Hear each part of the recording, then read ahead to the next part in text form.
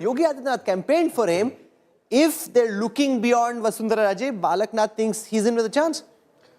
I think it's a bit premature. I know there's been a lot of media speculation on that. Of course, he's a energetic campaigner. He has a presence, but I think it's a bit premature to call him. He's a sitting MP from Rahul, can you tell us, there are 3 seats of Hyderabad.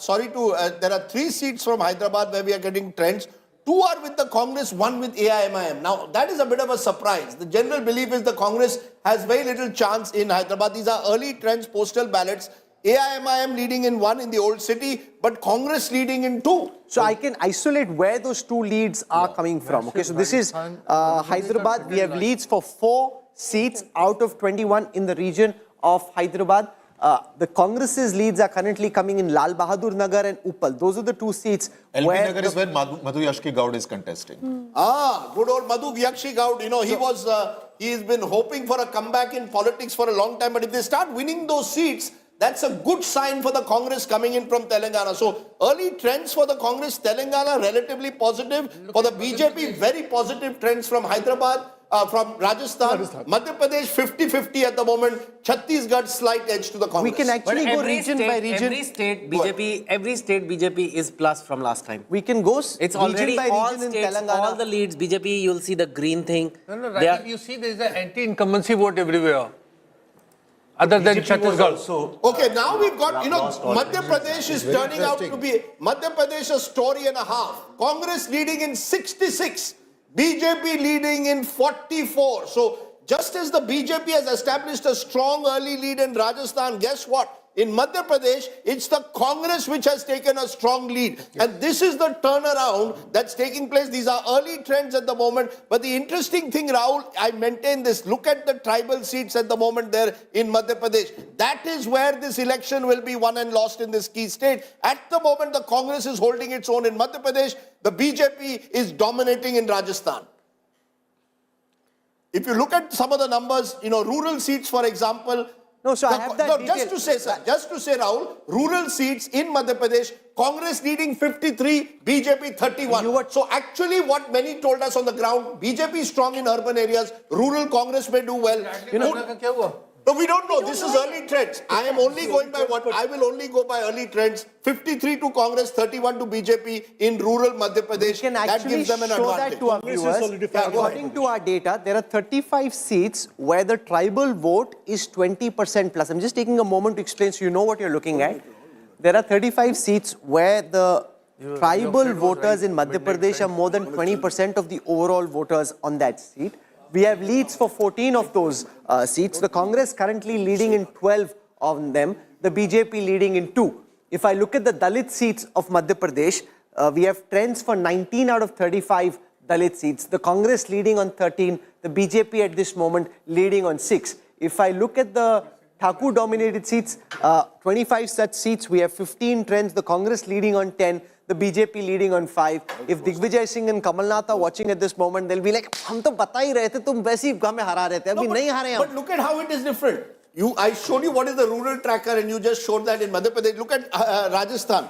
BJP leading in 45 in rural parts, Congress in 15. Now, traditionally, the Congress has been stronger in rural Rajasthan. So you've got just the opposite. 2 states showing very different results. Madhya Pradesh, no, 1 minute. Anti-incumbency may well be one point. You're right, Rashid. But we are not seeing we are seeing rural-urban splits taking place very differently in 2 states. We don't know how this will play out as the day progresses. So here is that data on your screen right now. We have trends for 85 rural seats out of the total 171. So that you know what is classified as a rural seat. It's a seat where the percentage of voters living in rural areas on that seat is more than 60% of the overall registered voters in that state, in that seat. So we have trends for 85 such seats, the Congress leading in 49 of those, the BJP leading in 36 of those. If I look at the urban seats of Madhya Pradesh, on the urban seats, the BJP leading on 6, the Congress leading on 4. If I look at semi-urban are those where 45 to 55% of the population lives in urban areas, which is why it's classified by us as a semi-urban seat. There, it's split, 9 versus 9. That's the breakup, Rajdeep, at this moment in Madhya Pradesh. And if you look at Chhattisgarh, another state with a large rural tribal population, there in the rural seats, Congress leading 20 to 12. So in one state, Rajasthan, BJP is sweeping rural Rajasthan, rural Chhattisgarh is going towards the Congress, and rural Madhya Pradesh going towards the Congress. So you've got a complete switch across the states, and that shows the churning that takes place in different states. So, you know, anti-incumbency may be operating in some states. On the other hand, it's not seemingly operating at the moment in Chhattisgarh. And that reflects the real battle, though, is 10 each in northern Telangana for INC, BRS, and BJP leading in 4. All of them in North Telangana. All of them in North Telangana. No, these are North Telangana numbers. INC 10, BRS 10, BJP 4. So the BJP is also getting a large chunk of the anti-incumbency vote. Remember, 3 of the 4 BJP Lok Sabha seats of Telangana that they won last time were in northern Telangana. They won Adilabad, they won Nizamabad. So they are doing well in northern Telangana, taking away some of that vote. Otherwise, it could have been a Congress sweep even in northern Telangana. The one very interesting talking point, and this is just as far as bragging rights are concerned, it doesn't really mean very much. If I aggregate all the leads that are coming from the 638 seats where counting is on at this moment, the Congress is leading on 152 of the trends that we have, the BJP on 149. As far as bragging rights are concerned, that's a big one, Rajdeep, and the BJP wouldn't want to lose this. You know, as of now, both sides have something, you know, when they cherry pick, they will say, look at Rajasthan. The BJP is going to say, look at Rajasthan, we are dominating. The Congress is saying, look at Telangana, we are making a comeback, we are holding our own in Chhattisgarh. Madhya Pradesh is the one which is going to get tighter by the moment. INC leading in 63, BJP leading in 54. And now as we go region by region, Rahul, it's becoming very clear here that this is a tough fight right down the line. The turnaround is Bagelkhand. Congress leading in 11, BJP in 2. This is, remember, areas like Satna, Rewa, on the border with Uttar Pradesh. Rajdeep, Yes. The last time the Congress lost, in the beginning, you had Mr. Digvijay Singh, who looked at one seat, and that was Jhabua. And when he saw the BJP leading in Jhabua, he said, we've lost the election. Okay. Right now, the BJP is leading in Jhabua. No, but look at the turnaround. Leading in Jhabua. But look at the turnaround. Bagelkhand last time dominated by the BJP trailing badly.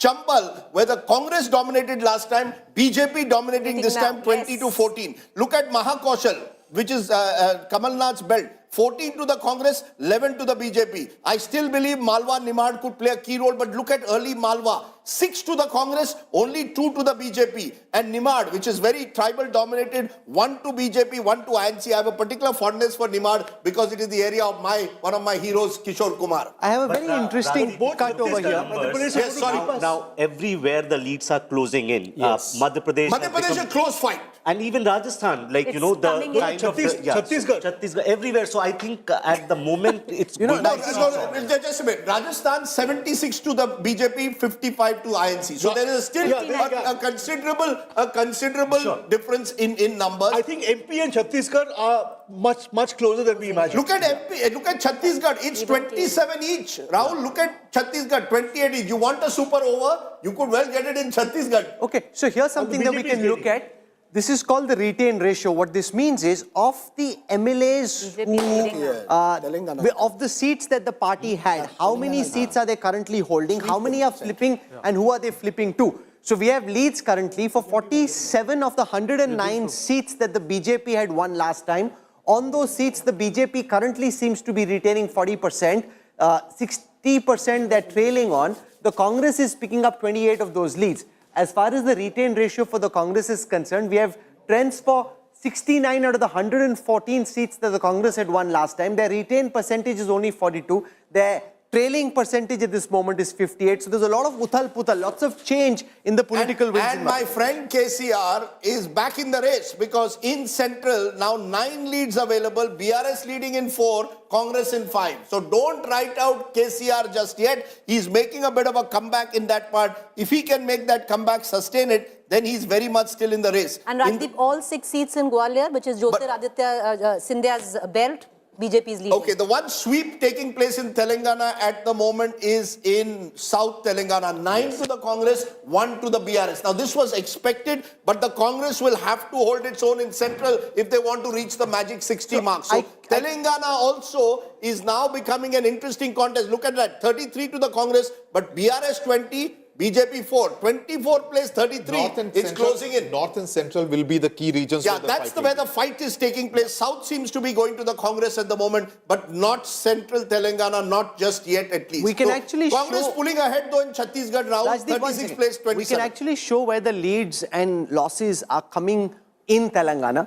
At this moment, the BRS is down 15 seats in North Telangana. They're down 4 seats in Central, and they're down 9 seats in South. They're down 1 seat in Hyderabad. So they're not, because they swept the last election, they're trailing and in all these regions. The Congress's gains and losses. The Congress is up 12 in the North, 5 in Central, 2 in Hyderabad, and 10 in the South. So the Congress gaining in all regions, particularly in the South and interestingly in the North, but just at this moment. And look at how Madhya Pradesh has turned just in the last few moments. The BJP has now taken a 71 to 57 lead here. And now in the rural seats, if you look, the BJP is leading 53 to the BJP at the moment, 45 to the Congress. So you're seeing region by region and of course, minute by minute, these changes taking place. Gwalior Chambal is quite a story. BJP leading in 20 to 14. And Bagelkhand, where the Congress was earlier dominating, now it's 10-6.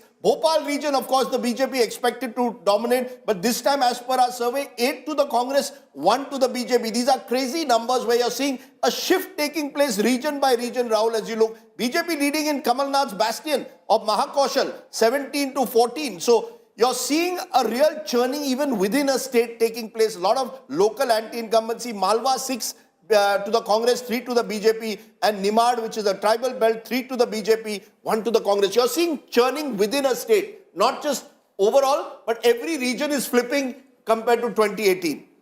Now, a lot of local anti-incumbency at work, sitting MLAs, and many of these parties will regret not dropping many sitting MLAs. That's a big difference that's taking place around. It's all very initial leads. You can't try and draw very deep meaning just at this moment. But for what it's worth, here's the SWOT analysis and the strength scanner of Rajasthan. Out of the 28 seats, which are considered safe seats for the BJP, seats that they won in every election for the last 3 elections, they're leading only on 13. On the relatively safe seats, seats which they've won twice in the last 3 elections, the BJP currently leading on 29 out of 77. On the weak seats, seats which they won only once in the last 3 elections, the BJP currently leading on 35 out of 76. And on the very weak seats, seats which the party hasn't won in any election for the last 3 elections, the BJP leading on 6 out of 19. This is the number of seats that we have trends for. The Congress leading on 3 out of the 5 seats considered safe, 20 out of 60 considered relatively safe, 29 out of 82 weak seats, and 18 out of 53 very weak seats. So all of this seems to suggest that this is essentially building up to be a thriller, because it's all up in the air at this moment and nobody can be quite certain about which way the dust will settle, Chetan. You know what? Yeah, go ahead, Chetan, please. No, I think BJP is going to, like, at least from what we know right now, Madhya Pradesh and Rajasthan, these are big victories. I mean, these are big. Yes, Telangana's victory in Congress victory is huge for them to make inroads there. But by the evening, BJP is going to play out. Look, we won the 2 big ones. It's 2-2, but we won the biggest 2s. You know, it's not the, all 2s are not equal. So, and that's what's happening. And then anything might happen in Chhattisgarh still. But as you're seeing, you know, because this is only the first 45 minutes, you're seeing Rajasthan closing in. And you're seeing Madhya Pradesh also becoming a tighter fight in terms of the fact that the Congress, or actually the fight changing. Here, the BJP is taking a comfortable lead, 30 now, 84 to 54. So the BJP, which was behind in Madhya Pradesh, is now marching ahead, while Rajasthan is tightening, as our poll suggested. Congress is taking a solid lead, crossing a halfway in terms of the number of seats available in Telangana. So the Congress's best news at the moment is coming from Telangana, and they are reaching slowly that magical 45 mark in Chhattisgarh. So Chhattisgarh, interestingly, even though they are losing in the tribal belt, they are making the gains in the plains, Rahul. And that suggests, given that they started from a very high point in 2018, even if they make those losses, they would be still ahead of the BJP. So 2-2 is what it's appearing. And as Chetan says, the BJP could argue we are winning the big 2. The Congress could argue we are holding 1 and gaining 1. So if, you know, since everybody loves their cricket,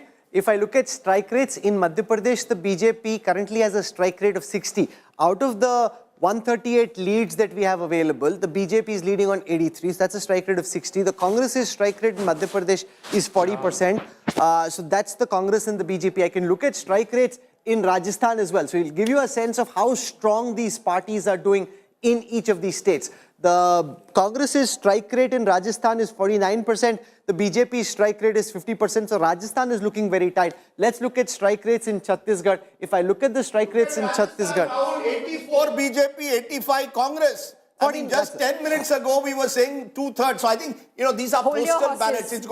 It's going to be incredible for us to make any large prediction based on this. But this is a tight race in Rajasthan. Even What's clear, it's a Rajasthan tight race in Chhattisgarh Rajasthan. as well, very tight. And Chhattisgarh is also tight, with the only caveat, Ashok, that Chhattisgarh, because the Congress had a 2/3 majority last time, even if they lose some cushion. seat, they still have a bit of So a here's cushion. the strike rate in... Rajdeep, Congress is leading in Rajasthan now. So Yeah, here's the strike rate in Chhattisgarh. The Congress leading on 44 out of 75 seats for which we have trends. So that's a 59% strike rate for the Congress in Chhattisgarh at this moment. We're ahead. The BJP strike rate is only 41. Let's come to Telangana and look at strike rates in Telangana as well. In the initial leads that we have, the BRS's strike rate is a very poor 37%. The Congress is hitting away at a strike rate of 57%. The BJP strike rate in Telangana just at this moment, Rajdeep, only 7%. And the BRS, as predicted, making a comeback in Hyderabad, winning 11, leading in 11 in Hyderabad, 4 to the Congress, 1 to the BJP as of now, 1 to the MIM. So at the moment, the BRS holding its own in Hyderabad city. It is central where the BRS is putting up a fight, 8-6. South is where the clean sweep at the moment is giving the Congress the edge. They're leading in 13, the BRS just in 5. But even Telangana is not a done deal because, as you know, 27 for the BRS, 5 for the BJP. If the BRS is able to keep the Congress below 55, they have a chance in 18 out of Telangana. those 45 are coming from the north, which is a huge gain for the Congress if these trends That's hold. right. So I think you're seeing across all these states highly competitive fights in region after region, and that's what makes this election such a thriller. While the elections and the numbers are very closely fought, there's one number which is not being closely fought at all. If you see, this is the graph of live concurrent viewership just at this moment. India today more than 2x, like almost close to 3x of its nearest competitor. And if I actually add up at this moment, all our competitors, they still don't seem to be coming anywhere close to where India today is. So that's one race, one contest where the numbers are very decisive. The trend has been firm, Rajdeep, from the moment we started. Not for a second has the trend changed. That's the only place the trend is not changing. My son is sending me a message saying Rahul is completely into how many, in concurrent views, who's ahead. You've got to also tell us who's ahead in the election, but you're right. That seems to be pretty one-sided. That's not the I thriller. should meet your son someday. Yeah, that's not the thriller. That's the inevitable fight. This is the real thriller that's taking place, and I find it But fascinating. Rajdeep, look at Hadoti. That is where Vasundhara Raje comes from. The Congress is doing really well in Hadoti, and that's the region where the BJP was very strong the last time around. Are you surprised by what's happening in Rajasthan at the moment? No, This I'm not churning that's surprised. taking I'm place not within the surprised state? because I'm not surprised with what's happening in Rajasthan right now in terms of I expected this like our polls did. But look at what's happening in Hadoti. Hadoti, this is Vasundhara Raje's region. This is her bastion. Congress leading in rural seats in Rajasthan 74-63. Who wins rural Rajasthan wins the state 9 times out of 10. In fact, 10 times out of 10. But it's quite a cliffhanger. Chhattisgarh, on the other hand, it's interesting that there you've got a complete switch in what happened last time. In Bastar, last time the Congress had swept. Now the Congress leading in 4, the BJP in 3. BJP making some gains in the tribal pockets of Chhattisgarh, which is an interesting story within itself. Madhya Pradesh, Rahul, is I think the state where the BJP, after looking earlier on the back foot, now is taking a solid lead. As of now, 99, playing 62. And if you look at regions again, it is really the turnaround that's taken place in Chambal. Last time the Congress won 26 out of 34. Now it's the BJP leading in 21, INC, the Congress in 13. In Mahakoshal, where the Congress would have expected to do very well, large tribal belt again, BJP leading in 22, Congress in 14. So the Congress is actually doing badly in areas they did well last time, which is bad news. And Malwa, traditional BJP stronghold, BJP leading in 12, INC in 6. Bundelkhand, again bordering Uttar Pradesh, BJP sweeping now. 21 to the BJP, INC just 5. So you've got the BJP now across Madhya Pradesh making gains region by region, clearly showing They're sweeping Mahakoshal. Nimad also 6 to the BJP, 1 to INC. So across Madhya Pradesh, if there's a trend, there's no region in Madhya Pradesh at the moment where the Congress is ahead. That's And it's bad doing news for the really well in Congress. the tribal areas. Mahakoshal, all tribal seats, the BJP is leading. That's And that is right. where the role of a Prahlad Patel and a Kulaste will come in. That is Kamal Nath's region. Yes, that is Kamal Nath. The closest fight seems to be in Rajasthan. And I want to go region by region, try and explain what's happening in the different regions of Rajasthan. We have 16 leads in Hadauti. The BJP leading on 8, down 1 from the last time. The Congress on 8, up 1 from the last time. Let's now come to the Shekhawati region, bordering Haryana. 9 leads for the BJP out of a total of 19, up 5 from the last time. The Congress at 10, down 4. Let's come to Mewar. In Mewar, we have 32 leads out of 35. The BJP leading on 22 of those, the Congress on 10. Let's come to Marwar. In Marwar, we have 34 leads out of the 41 total seats in the region. The BJP leading on 15, the Congress on 17. Rajasthan, as our poll predicted, is really going down to the wire. In the Jaisalmer-Bikaner pocket, 19 out of 20 leads, 8 for the BJP, 11 for the Congress. Let's now come to Jaipur.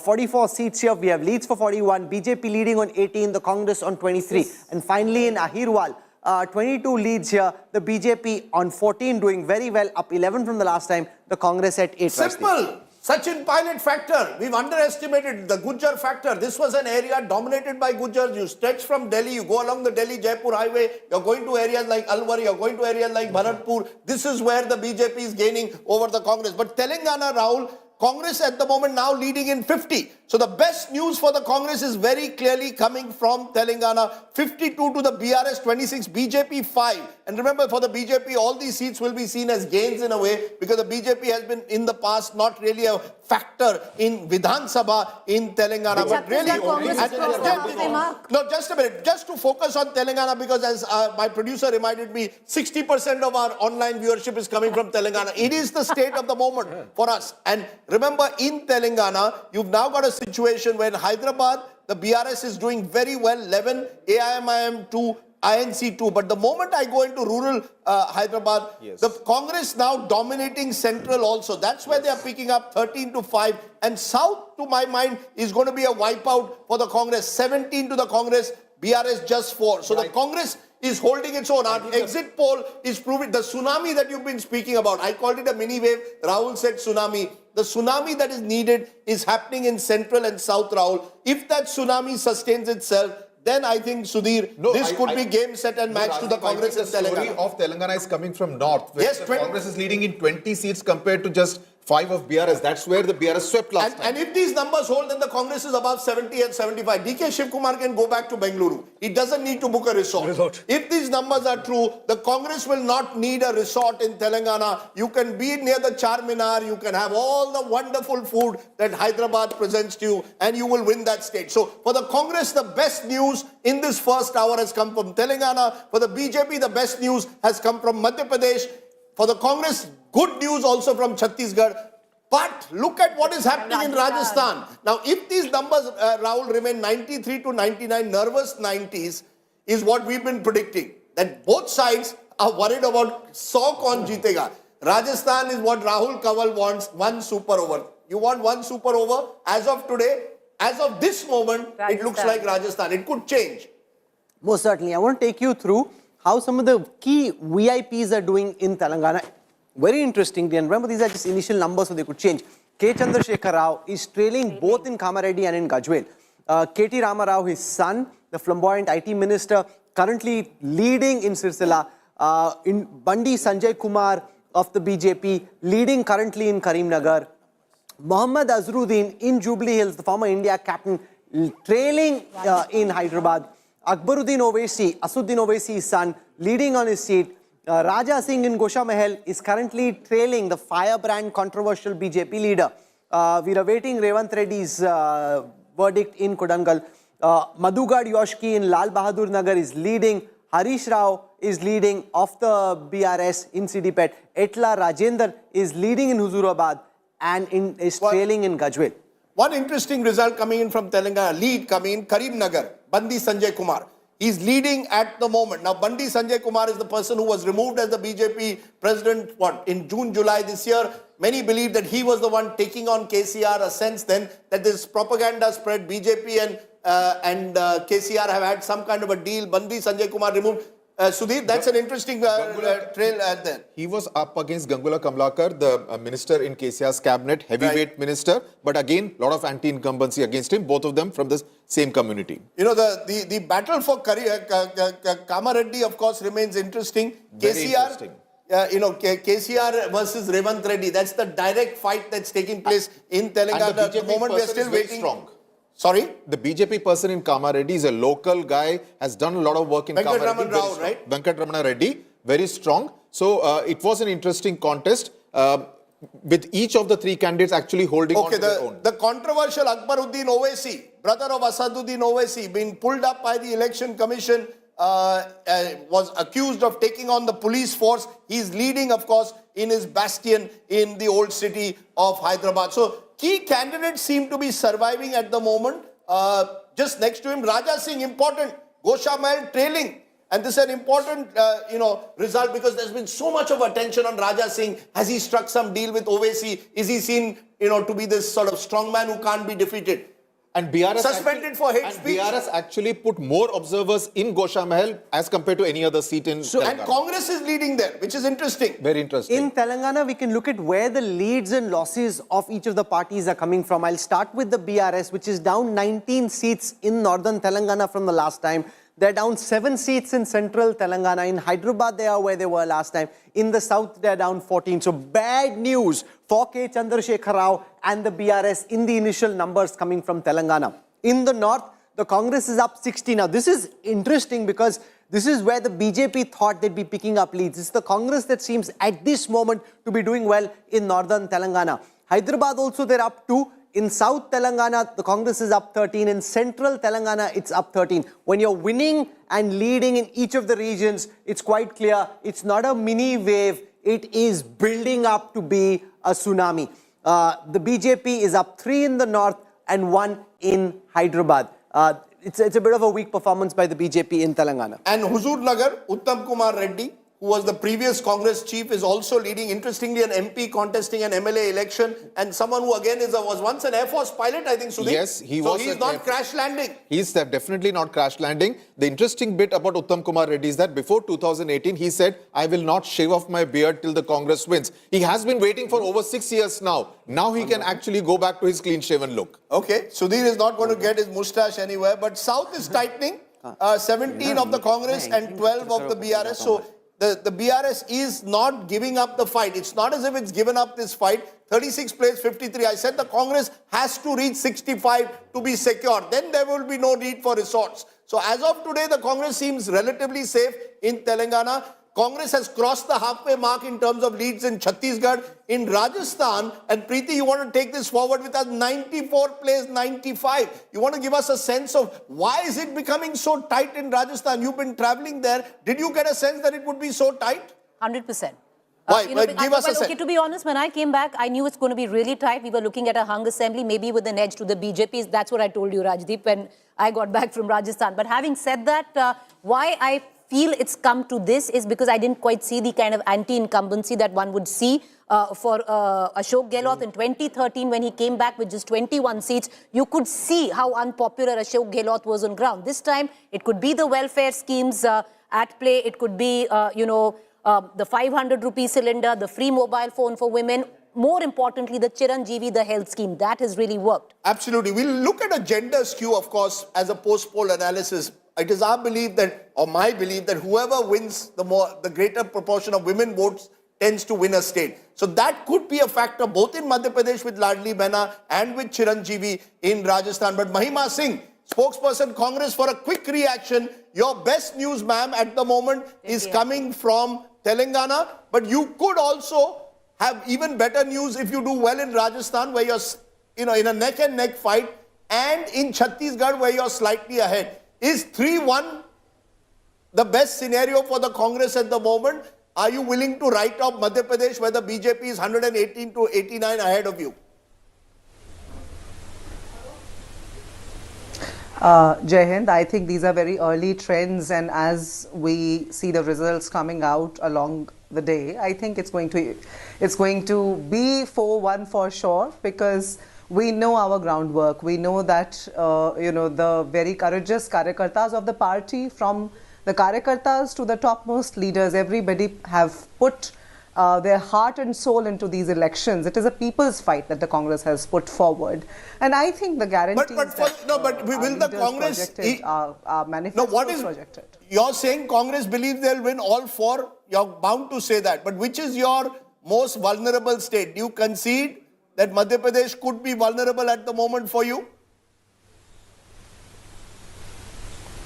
No, I think Madhya Pradesh, owing to the Vyapam scam and the major corruption, the 50% commission sarkar that was running there, just like Karnataka, you will see that eventually people would have drifted away from along the day. You will see that they will oust the incumbent government there to bring in the fresh breeze of change, which will be the Congress. Because I think that the people are really... As you're speaking, ma'am, sorry to interrupt you, even as you're speaking... The Congress... Even as you're speaking, the Congress has reached 60 in Telangana, which is, remember, the halfway mark, 119 member assembly. The Congress needs to go above 60 to ensure that they have a comfortable lead over the BRS. So your best news, ma'am, is coming from Telangana. You can smile a bit now. Absolutely, we are humbled. If we come at a 4:1, we'll I think say that we'll be reassured that ego doesn't go a long way, which is the BJP style of governance. I think right now looks like a long shot where your Madhya Pradesh numbers are concerned. But madam, if you look at your numbers in MP, you're closing in. You're at 94 right now. This was your election. Many would say on ground. You have lost this election, you have snatched... If they lose. If you lose at all. If you lose at all. These are initial trends, we agree. But you lost steam in the final leg, Mahima. I would say that the initial trends... all of us know that the initial trends are owing to the postal ballot, and the incumbent government there is the BJP's. So I think let's wait a little more because we're very confident. We have ground feedback. We have very strong feedback from the ground, and it is going to be 4:1. It will be seen. Okay, 4:1. Remember, Mizoram, of course, only goes tomorrow. But these numbers, Chetan, you were saying 2-2. At the moment, I'm only going by these numbers at the moment. These numbers at the moment show 2 to the Congress, 2 to the BJP. But very close in Rajasthan. You're saying that will be enough for one side to take bragging rights, or both will go home feeling, cherry picking what is working for them? I'm looking at those 4 others in Rajasthan, and I'm saying, who are those guys? RLP. We need those people. Those people will be on TV tonight, and they will be like they may be needed. You just have to go from Delhi to Jaipur. The closer you go to Jaipur, there are a series of resorts, beautiful resorts. There's Fairmont there, where there are all kinds of It's the wedding season. I'll tell you, there's this real crisis in the resort politics right now because it's wedding season, and apparently every resort is booked with a wedding. A politician double paisa deta hai. I just had an opportunity to speak to one of the senior most BJP leaders who was dialing, just wanting to chat about the results. The sense that I'm picking up from the feedback this is the election intelligence dashboard. You're seeing what the numbers are saying in real time, but the sense that we're getting by speaking to these top BJP leaders is that they think they're winning big in Madhya Pradesh. They think that they're not going to win Chhattisgarh, that Chhattisgarh haath se nikal raha hai, that Rajasthan could go down to the wire. They're actually hoping that while it's looking tough for them in Rajasthan, because it's going down to the wire, it'll require counting till the end to know what actually happens. And Telangana, of course, they realize is now out of their hands. So the party being quite realistic in terms of what it's looking like. Madhya Pradesh looks like the big win. Chhattisgarh, they now acknowledge. They think that it'll get close, but they know that the Congress is ahead. That's the sense at the high levels of the BJP just at this moment, Rajdeep. It is fascinating how this is playing out at the moment because you've got 4 states giving 4 very distinct verdicts. One is a tight fight, clearly, in Rajasthan. Madhya Pradesh also is not at the moment the kind of one-sided race, but it could change dramatically. Chhattisgarh is showing churning between the tribal belt and the plains. And in Telangana, you could have history being created because a state which was dominated by one leader for 10 years could be seeing a distinct shift. So, depending on which political party you belong to, you can just hold on to what suits you. What's the national big picture looking like? Let's put that up on our screen right now. This is what the national big picture looks like according to the election intelligence dashboard. Of the 638 total seats where counting is on at this moment, if I aggregate all of those, the Congress is up on 301, the BJP at 258. At this moment, bragging rights are with the side in blue, the BJP at 258. But remember, Rajdeep, one of the things that we saw in 2018, and Ashok Malik can build on that, is that whatever anti-incumbency there was in the Hindi heartland, in some senses got flushed out during the assembly election results, giving Prime Minister Modi a clean slate for his re-election in 2024. That's the big election. See, this is a very different election. 24 will be very different. Two things have happened. One, a number of BJP sitting Lok Sabha members in Madhya Pradesh and Rajasthan have been moved to the states. So, in a sense, Mr. Modi is perhaps setting the agenda for a new influx of candidates for the Lok Sabha election. Second, in a place like Telangana, where the BRS won 9 seats out of 17 in 2019, and it won those 9 seats on the back of a big assembly victory in 2018, just 6 months earlier. In those 9 seats, the BRS will now be vulnerable. It will not lose all of them, of course, but it will be vulnerable. Both the Congress and the BJP would hope to gain. Okay, let's look at Madhya Pradesh, which interestingly at this moment is 111 versus 102. I want to look at where the gains and losses for each party are coming from. We look at the BJP to begin with. Jyotiraditya Scindia would be quite delighted by the fact that in the Gwalior-Chambal belt, a lot was at stake for him personally and for the party, because this is where the BJP was seen as being weak. They're up 15 at this moment. In Bagelkhand, they're down 10. In Bhopal, the BJP down 6. In Bundelkhand, up 6 at this moment. In Mahakaushal, up 7. Malwa, down 6. In Nimar, up 3. That's as far as the BJP's gains and losses are concerned. Let's look at the Congress's gains and losses. In Bagelkhand, the Congress up 10. In Bhopal, interestingly, at this moment, it's up 5. This is a traditional BJP bastion. In Bundelkhand, the Congress is down 4. The Congress is getting hammered at this moment in Chambal, down 14. In Mahakaushal, they're down 6. In Malwa, they're up 7. In Nimar, they're down 2, Rajdeep. This is what I call the churning within a state. And Rahul, you may want to expand on that, because you've got parts where last time the Congress dominated, they're losing this time. Parts where BJP dominated, they're losing this time. There was a battle within a battle. Scindia versus now is 111 versus 102. Yeah, so Scindia last time, for example, was with the Congress, and the Congress did very well in Chambal. It became a bit of a personal battle there, charges of Gaddar among others. And now you've got the BJP doing very well in Chambal. Is this strange that within a state, you see such different trends within 5 years? Local anti-incumbency more than statewide anti-incumbency? True. I think, especially when the elections are going to be close, then you are not going to see a statewide trend, and regions will become very, very important.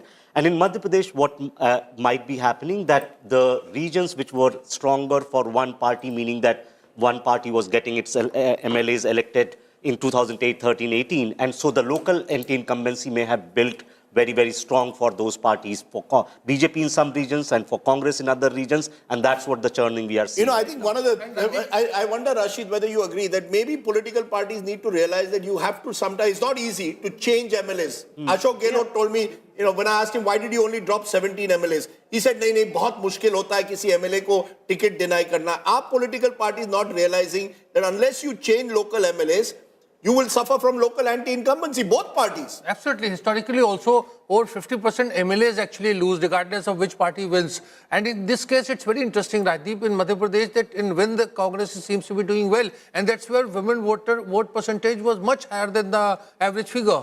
Okay, Rashid is determined to prove us wrong that Ladli Behna, he's been saying, will not have the kind of dramatic impact that our poll suggested. I'm just going by numbers, yeah. Yeah, you're going by numbers at the moment. Both the parties in the nervous 90. Just once again to look at Telangana. T.S. Sudhir, are you picking up any clear trend that's emerging from what we are seeing at the moment? 66 to the Congress, 35 to the BRS. Are you suggesting now that the Congress could well be comfortable, or do you believe it could still change dramatically? Well, if 66 holds and goes up to 80, that's the figure that Revanth Reddy has been speaking about. But you mentioned about anti-incumbency. KCR repeating 90% of his candidates. And I was looking at a seat like Srilingampalli, which is on the outskirts of Hyderabad. The Congress picked up a BRS corporator, gave him the ticket. I was told that he is suffering from a huge anti-incumbency because of his innings as a corporator. He is right now trailing. So anti-incumbency can affect both parties in different ways. Yeah, in fact, that's a great point because, you know, the one mistake, and I think BRS admits it, insiders admit it, they told KCR, let's change. KTR told KCR, let's change more MLAs. He said, no, these are my strong men. And he announced it 3 months ago. Yep. He announced 3 months ago, I'm only dropping 7 MLAs. Now that he could be paying a price for not dropping enough MLAs. The closest contest at this moment is in Rajasthan. If you're looking and wondering, where are we likely to see a super over? Ladies and gentlemen, the trends now suggest that super over could come in Rajasthan. Not just according to the intelligence dashboard that we have, even as per party sources, Rajasthan is where it's literally going down to the wire. Let's take you through how the seats dominated by certain communities are doing. In the Dalit seats, seats where the percentage of Dalits, not just the reserve seats, the percentage of Dalits on those seats being more than 20%, so they can influence the verdict in that seat. The BJP leading on 33, the Congress on 35. In the tribal seats, not just tribal reserve, but seats where tribals have more than 20% of the overall voters on that seat. The Congress leading at this moment on 15, the BJP on 28. Muslim seats in Rajasthan, 22, where the percentage of Muslims is more than 20%. The BJP leading on 8, the Congress on 13. In the Meena seats, 13 for the BJP, 12 for the Congress. In the Gujjar seats of Rajasthan, at this moment, 21 leads for the Congress, 16 for the BJP. In the Jat-dominated seats, see, just so that you're clear about what we're saying, a Jat-dominated seat doesn't mean that this is only Jats on that seat, obviously, right? This means that the percentage of Jat voters on that seat is more than 20, so they're the single most influential community, and they can influence where that seat ultimately goes. On those, 19 for the Congress, 16 for the BJP. But the way to read this data is that if all the other communities get together and vote for the other party, then the dominant community also by itself may not be able to sway the results. You know, I don't know whether Preeti, who's tracked Rajasthan more than I have, would agree with this. But what is interesting about Rajasthan, and Rahul, you can also dip in, is that this is one of the few states where no one caste dominates the state. So therefore, elections become competitive. There is no one caste more than 20% of the state's population. So you've got Jats, Meenas, Gujjars, The all OBC come together. They, you know, but they all in a way compete for their own stronghold. So you don't have it's very difficult therefore to get a sweep. That might explain this. Look at even in Gujjar seats, it's highly competitive. Look at Meena seats, it's highly competitive. Did you see that caste dynamics perhaps are not as potent as we think as they are in other states where you have a sweep? No, one you know, way or to be the other. honest, Rajdeep, the elections in Rajasthan are decided on the metrics of caste, and historically that has always held sway. But look Where at how particular it's playing out this time. Because, you know, usually caste, last time, 2018, the Gujjars en masse went with the Congress.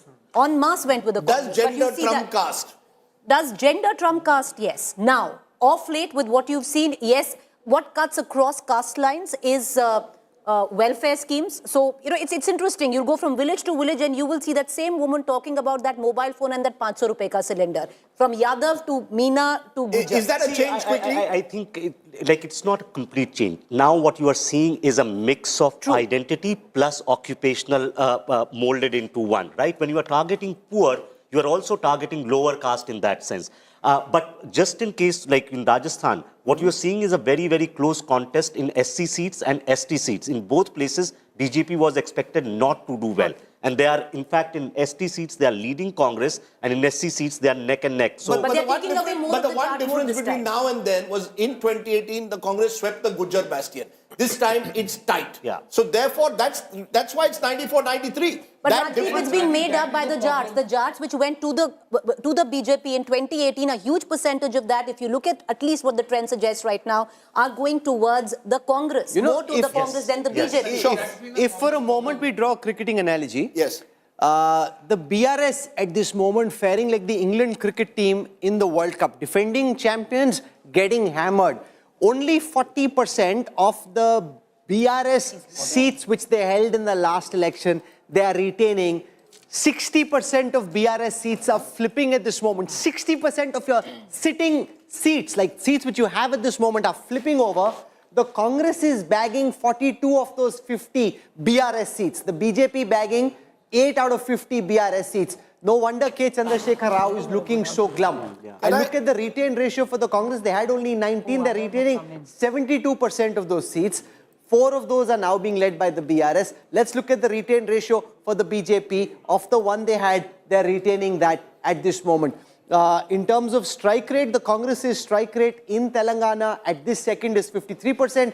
The BRS's strike rate only 32%. Can you just help us in what is going to become critical today as the day goes on?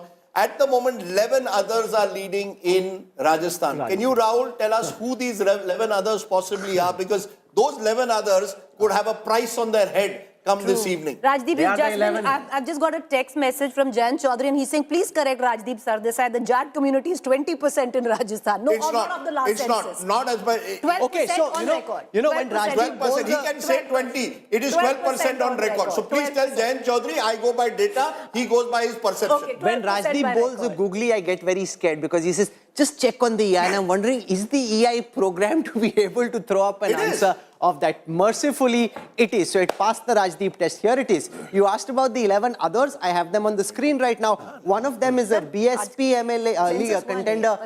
There are 3 independents and 6 are from the other smaller parties. So others are currently leading in Rajasthan and they'll become very important in Alwar rural, in Bharatpur, in Bilara, in Churu, in Khetri, in Khinswad, Pali, and in Sirohi. Those are the 11. Rajdeep, next time you want to bowl a googly, just give me a heads up or send me a message before tossing that ball on national TV. No, the reason I'm saying, look, BSP and the independents and the rest, most of these are rebels who did not get tickets from the Congress or the BJP. We'll have to see whether people like Rajendra Gudda are leading at the moment. That will be an interesting seat to see. Because remember, he's the one who came up with the red diary accusing the Congress of corruption, the Gehlot government of corruption after being a minister in the government. Now, if people like Rajendra Gudda start winning, he's contesting on a Shiv Sena ticket. It's very clear we will have a super over in Rajasthan. Yeah. You know, here's the breakup of the rural seats in Rajasthan. There are 156 seats in Rajasthan where more than 60% of the population live in rural areas. On those, the Congress is leading on 77, the BJP on 70. If I look at the urban seats of Rajasthan, where more than 60% of the population is in urban areas, the BJP and the Congress are divided 10 each, which is a bit surprising, frankly, from the BJP's perspective, because they think they do well in urban areas. In the semi-urban seats of Rajasthan, at this moment, there are 24 such seats where the percentage of people living in urban areas is between 45 and 55%. The BJP leading on 13, 8 to the Congress. Rajdeep, you wanted a super over. I think we're heading in that direction. Yeah. Coffee lao, nashta lao, it's going to be a long day, particularly in Rajasthan. Yeah. Well, look, it is possible that one side goes over 100. I don't rule that out. Yeah. All I'm saying is that it is a fight. And I repeat what a journalist in Rajasthan told me, I thought very rightly, both these big parties put their egos above ground realities. Had the Congress been able to accommodate Sachin Pilot, they might have done well in the Gujjar belt. Had the BJP been able to accommodate Vasundhara Raje, who knows, they would have got that gender factor in their favor. The reason why both the parties are competing strongly is that both these parties have not been able to outmaneuver the others by creating a very strong narrative. But Sachin Pilot that you talk about, Rajdeep, he was restricted to his own constituency. He has a huge pull with the youth. If he was allowed to campaign across the state, you would have pulled in that youth factor. Only in the last, I think the last 2-3 days was he allowed to campaign outside his own constituency. And on the other hand, if you look at it, he's been able to pull in. Maybe, you know, there's a fracture of the Gujar vote, but a lot of it has come back to the Congress this time as well. You know, you can't blame the Congress leadership for this, you know, Sachin Pilot, Ashok Gehlot. Why not? Ashok Gehlot's ego problem. He was not able to accommodate. But you are such an all-powerful high command cannot settle between two leaders for 5 years. But Rashid Saab... is Amit Shah and Narendra Modi. No, but there's a big difference. Ashok Gehlot's track record has been, each time he is at the end of his 5 terms in office so far, he gets hammered. If he actually wins a 4th time, he'll be equaling a record in Rajasthan of Sukhadia, where he would have also become Chief Minister for the 4th. It's not happened yet, but if it does happen, that's a record that's up for grabs. Here is what Chhattisgarh is looking like. It's settling very... Bhupesh Baghel, who was in our office very recently, will be heaving a sigh of relief. In Chhattisgarh, it seems at this moment that the Congress could go through. It's not as close as it is in Rajasthan. Chhattisgarh, which our poll said, could go down to the wire, even though the Congress was clearly in the lead. Here's what the numbers look like. 54 for the Congress, Rajdeep, 33 for the BJP. BJP up on a very low base, Congress down on a very high base, but still quite comfortably placed. You know, if you look at therefore, AP you know, settling very well. Yeah. what we are getting a sense now is, look at what's happened in Bastar. I told you earlier that it was tough. 11-1. Congress leading 11-1. So the tribal vote, which we thought could go to the BJP, is now solidifying behind the Congress in Bastar. Just as it's going towards the BJP in neighboring Madhya Pradesh. Two states, the tribal vote in Madhya Pradesh going to the BJP, in Chhattisgarh going back to the Congress. So the Congress appears at the moment getting some kind of a comfort factor out of what's happening in Chhattisgarh. It doesn't look like Chhattisgarh would go to the wire. On the other hand, BJP in Madhya Pradesh looking more and more solid. You know, clearly 138 place 88. It's now going to require a huge swing away. And because every region now is polling, you're getting a sense the BJP is consolidating itself in Madhya Pradesh. Rajasthan is, I think, the one with those 12 others which could still go down to the wire. And Telangana, 63-33 is almost twice as your... Look at the BJP though in Telangana, Rahul. Interesting. They're reaching double digits. Sudhir can correct me if I'm wrong. BJP has never reached double digit in a Vidhan Sabha election in Telangana. But I think the story is rural areas, the Congress leading 44-18. When it comes to semi-urban areas in Telangana, Congress leading 9-5. It's only in the urban seats where it's almost neck and neck between the Congress and the BRS, both leading in 9 each. So, semi-urban and rural is where the Congress is making... What do you think has changed in rural Telangana for such a tsunami to take place in rural Telangana? What's that one? Is it local level corruption that the guy who was driving a scooter is now in a Mercedes-Benz? Absolutely. Lack of accessibility, arrogance, corruption, and the guarantees provided by the Congress, which seem to be topping up on what KCR was giving in the last 9.5 years. The other thing that's settling quite clearly is that the India Today exact poll was quite close to exact, right? I mean, Yes. we'll just wait for the match to finish. For that to be said. Before the match to finish, before the champagne comes out. Maybe the Congress, Rahul, should divert DK Shivkumar from Karnataka to Rajasthan. Bhejna padega. They'll probably have to do that. So That's not here's what Chhattisgarh looks like. In the Dalit seats that we were just discussing, the scheduled caste seats, 10 of those leads are for the Congress. In the tribal seats of Chhattisgarh, out of the 46 seats where the tribal population is more than 20%, the Congress is leading on 29, the BJP on 17. In the Sahu community seat, remember this is a community that had deserted the BJP in the last elections. This time they're at 10, up 6 from the last time. Congress at 15, down 4 from the last time. In the Thakur-dominated seats of Chhattisgarh, 6 such seats, the Congress leading on 4. In the Banya-dominated seats of Chhattisgarh, the Congress leading on 2, the BJP on 1. So, Rajdeep, I hope your Natu steps are all practiced and rehearsed. I think our polls, directionally seeming right. We will see what happens when it happens. But Shazia Ilmi, meanwhile, is also joining us of the BJP. Mahima Singh has been still with us of the Congress. But Shazia Ilmi, 2-2 is what it appears at the moment. The BJP leading in 2, Madhya Pradesh, Rajasthan, Congress leading in 2, Chhattisgarh, Telangana. How do you see 2-2? I think it's looking very good for BJP in both the states, Rajasthan and Madhya Pradesh. And if you look at Chhattisgarh, I think we're making great strides, big leaps there. So it's going in the right direction, though there's still some time to go. And I feel we're getting a clear majority when it comes to Rajasthan and Madhya Pradesh, and a very clear trend showing victory of BJP and BJP being way ahead. If you look at even the earlier trends and even now, I think it's all looking pretty good for BJP.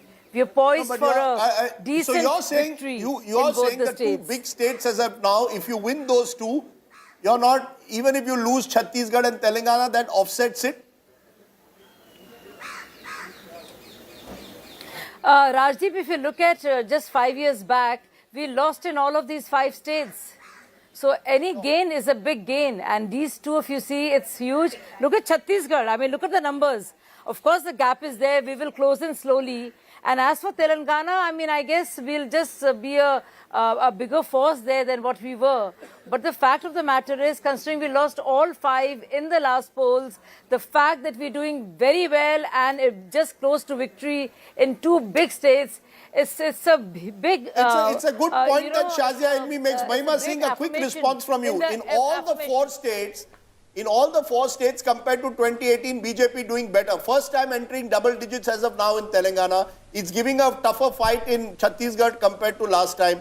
It is ahead in Rajasthan and it is ahead in Madhya Pradesh. So for the Congress, on the other hand, there may be a sense that the Hindi heartland may be still at times a bridge too far, particularly these Madhya Pradesh numbers hold.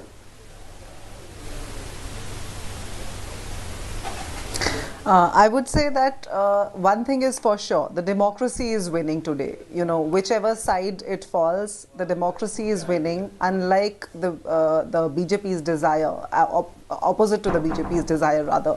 Because the BJP for the 9 years... No, how is it opposite to that, ma'am? Let's be fair.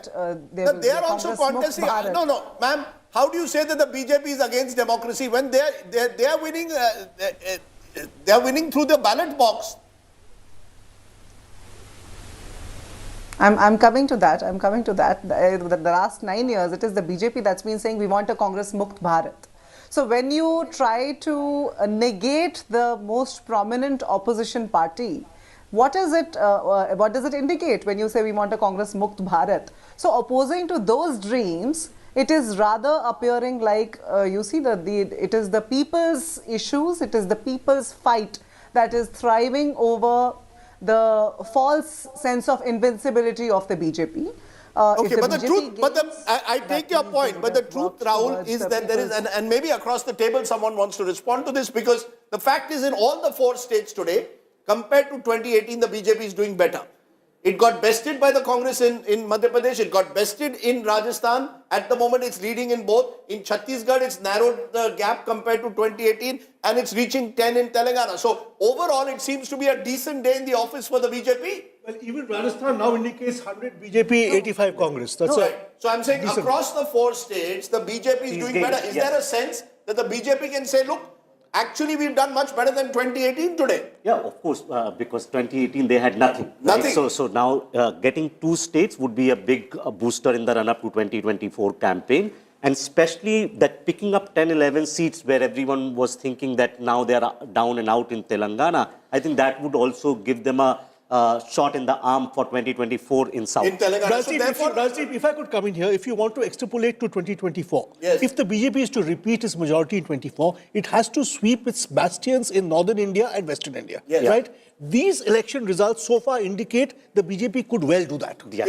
Rashid, therefore, the Congress needs Rajasthan now. You know, it needs that gap in Rajasthan to close to have some kind of sense that, look, we are very much in the race. Just winning Chhattisgarh and yes, getting the big prize of Telangana may not be enough. Yeah, I think for the BJP, Rajasthan was in a platter, but retaining Madhya Pradesh is a very big thing for BJP. For Congress, of course, it's a lost case. I mean, they were not very sure internally. Rahul Gandhi himself said it about Rajasthan. So I think Madhya Pradesh is a big loss for the Congress, but the gains in Telangana are very significant. No, but it's not a normal victory. Remember, if after 18 years of Shivraj Singh Chauhan being in power, this is where the BJP ends up in Madhya Pradesh. That senior BJP leader I was just speaking to a moment ago, you know, this is like snatching victory from the jaws of defeat, because every single data point for the last several months had suggested that the BJP was up against it in terms of anti-incumbency in Madhya Pradesh. To be able to pull off a result like this is nothing short of a marvel in election management and engineering, because this was really an election for the BJP to lose and for the Congress to win. At this moment, in the leads that we have, the BJP is up 19 from the last time, 128, 115 is the magic mark, 116, 99 for the Congress, they're down 13. It's looking, Rajdeep, very difficult. And there's that other data trend that's on our screen. Again, I keep showing this because it's very interesting. I just heard from our production control room that the viewership live at this moment on India Today television is second only to Aaj Tak in Hindi. And given that 3 states are Hindi heartland states, that's pretty phenomenal, which means it's not just more than our competition. So if I do a quick addition of all the other channels, yes, it's more than all these. So India Today by itself, the vote share, the viewership vote share of India Today at this moment by itself is more than the vote share of all other channels put together. That is just phenomenal. Is that saffron is coincidence, right? No, it's not actually saffron, it's red. Red. It looks saffron. Don't look for a conspiracy. I'm just saying. It's a program graphic and it's not saffron. I mean, it is red and there's nothing wrong with saffron, by the way. It's red and it is more than everybody else. It's also second only to our own Hindi channel. It's more than all the other Hindi channels. I think you guys are doing, by viewership standards and from the vote share we are getting, you guys are doing a great job. So thank you very much for that. You know, the fact is that Rajasthan is the one state I think that's going to keep us going, even though the numbers at the moment suggest the BJP 15 ahead. There are 18 others. And this is a state with notoriously small margins of victory because there are triangular fights in many constituencies. Yes, Preeti. Pilot is trailing. Sachin Pilot trailing at the moment? Sachin Pilot is trailing right now. That's very interesting. But it's interesting because, if you look at it, this is the same place where Mr. Ramesh Biduri, who's a Gujar himself, Delhi leader, was sent to manage the campaign for the entire Tong district. It was a highly polarizing campaign. And maybe if I can take that question to Shazia Ilmi, Rajdeep, if you allow me. Shazia Ilmi, if you had got, many on ground say, if the BJP had got their campaign in a more cohesive fashion instead of, many thought that it meandered a little. It was polarizing in the beginning, then you went on to law and order, then you tried to, what many would say, go back where the Congress manifesto was. If you had a cohesive campaign, the numbers could be very, very different, where you completely pulling it away from the Congress. And if I may add, Project Vasundhara I could hear you very well, but whatever I can make of your question, Preeti, just look at the numbers. Even in Chhattisgarh, imagine what the predictions were, and we are way ahead by 24 seats. Even Telangana, where we're just making our base, you just see how we're doing. We're doing extremely well there, plus 10. I'm not saying our gain is as much as that of Congress. They have made huge strides. But everywhere, I feel we are very close to making our government. Even in those two states, nobody's talking about the other states. I'm just talking about Rajasthan was your election to win. History gave you an edge. But they're still winning. No, winning. I'm just saying with a huge margin. That's what I'm saying. I can show that. Actually, I can plot that on a line graph, Preeti. Shazia, see this. This is interesting. You just see this for a moment. The point that Preeti is making, I want to build on that. Each time the Congress is typically lost under Ashok Gehlot, they get hammered, like come down to the 50s, right? So it happened in 2003. It happened again in 2013. The Congress, each time they get hammered, they just crash. They win, they barely win. When the BJP wins, it wins big. When the Congress wins, it barely wins. 2008, it barely won. 2018, just slightly ahead. This time, the BJP is ahead, but just marginally. So the point that you're making is absolutely correct. That is very different, Shazia, from the trend that Rajasthan has shown for the last several elections.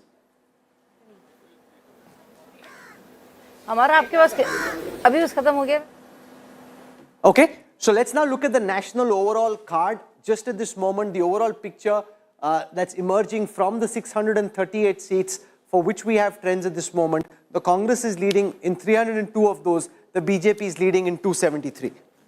You know what my sense from these numbers at the moment suggests is that the BJP has much to feel confident about leading up to 2024. 100%. Because you've got a situation where you had anti-incumbency against your government in Madhya Pradesh, but you seem to have been able to arrest it to a large extent. I think in Chhattisgarh, you've shown the capacity to make a comeback in an election that was being written off a few months ago. I do concede, and I do believe that the BJP should concede that they got their Rajasthan strategy wrong. That somewhere they took the election for granted 6 months ago, thought we don't need Vasundhara Raje, we will fight this election. At the moment, they're struggling to reach the halfway mark, and they may well be dependent on others. And I think they've made a dent, if T.S. Sudhir agrees with me, in Telangana by getting 10 seats, building on what they got in Lok Sabha 2019, 4 seats. So far when I look at the numbers, good news everywhere for the BJP. The Congress therefore needs a turnaround in Rajasthan to be able to feel that this could be a better day for them.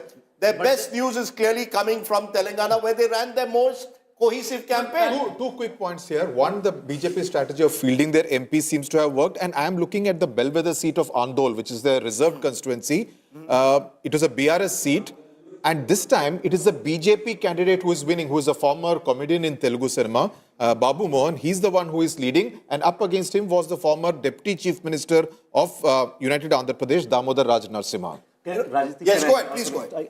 In Telangana, what seems to be happening that the Congress is doing much better in North Telangana, where they were BRS was expected to give them a fight, and in the southern Telangana, they are not doing as well to be able to basically. The other thing that's happening on the ground in Telangana is that the police has started to arrive at Revant Reddy's house, and security is really being pumped up over there because it's quite clear, as far as the police is concerned, and their political sourcing is usually very good, that Revant Reddy is the odds-on favorite. So the police walas all showing up to salute the new boss. 64 leads at this moment for the Congress. Nagarjun Dwarkanath joins us. Nagarjun, Revant Reddy said he will not take flowers and cakes till he saw the India Today exit poll numbers. He thought he was winning, but just to be sure, he wanted to see the exit poll numbers. It seems the poll numbers were bang on.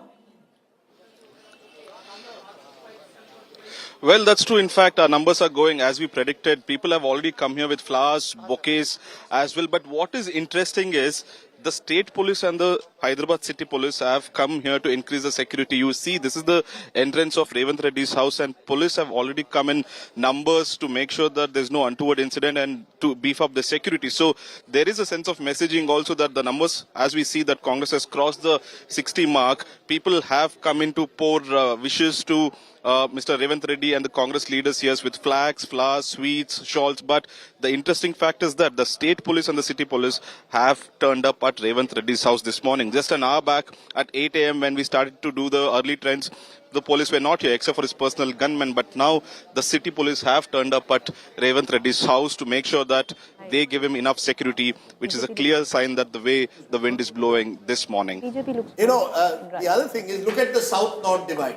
And I wonder whether someone on the panel wants to talk about that. Look at how South India is voting and the Hindi Heartland is voting. BJP very competitive across the Hindi Heartland, and the Congress is unable to even capitalize fully on anti-incumbency as the Madhya Pradesh numbers are showing. On the other hand, when there's anti-incumbency south of the Vindhyas, we saw in Karnataka 6 months ago, and now we are seeing it in Telangana, the Congress is the natural contender for power. We've seen Rahul Gandhi's Bharat Jodo Yatra go 12 days through Telangana, go almost a fortnight through Karnataka. Congress doing well. But in the same areas where he went in Rajasthan, went in parts of Madhya Pradesh, Congress not doing well. It makes my point that Rahul Gandhi and the Congress's appeal far greater in south of the Vindhyas than it is in the Hindi Heartland. Definitely, they do have more appeal, but I would say this to give an objective assessment. You know, in Karnataka also Congress won because the JDS declined. Here also BRS declined. I think we're not discussing this whole TRS to BRS thing. When you're a regional party, you have come to create a state, and then and I've seen senior leaders of BRS in conferences, they're saying we want to be national, we want to contest in Maharashtra elections. I mean, what are people going to think? I just want to put a note of caution for Telangana, just to add to the excitement. Congress at 62. Remember, the 6 others are MIM. Add them, they are in an informal understanding with the BRS, becomes 47. BJP is 9. Add that, that becomes 56. I keep repeating, Congress has to be 65 plus, which they well may be in Telangana, to feel some southern comfort. But, you know, Shazia Ilmi, that's a point. While you're making impressive strides once again in the Hindi Heartland, in south of the Vindhyas, the Congress remains the major national party. We saw it in Karnataka, we saw it now, we are seeing it now in Telangana. South remains BJP Mukt except for Puducherry.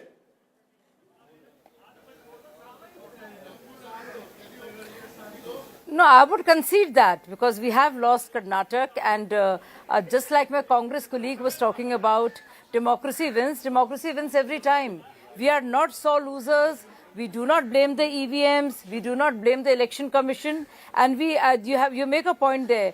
But you just look, even in Telangana, you just see, I mean, we are gaining by almost 8 seats. It's close to 10, and you look across the board and you see that, you know, there's a gain and again and again for BJP from where we were last Vidhan Sabha results to now. I want to give you some, I want to give you some breaking news at the moment, ma'am. Sorry. Situation. I want to give you some breaking news at the moment, because at the moment, and this is good news which will make you smile a bit more, Shazia, because in Chhattisgarh, Bhupesh Baghel is trailing to Vijay Baghel, his nephew. Vijay Baghel is leading over Bhupesh Baghel in Patan. And Amit Jogi was the third candidate put up there, seen to be used to split the vote. At the moment, in the battle of the Baghels, In Patan, Bhupesh Baghel is trailing to Vijay Baghel. On the other hand, T.S. Singh Deo, the other contender for a Congress chief minister, is winning at the moment. So who knows? This is politics and anything can happen. I keep saying,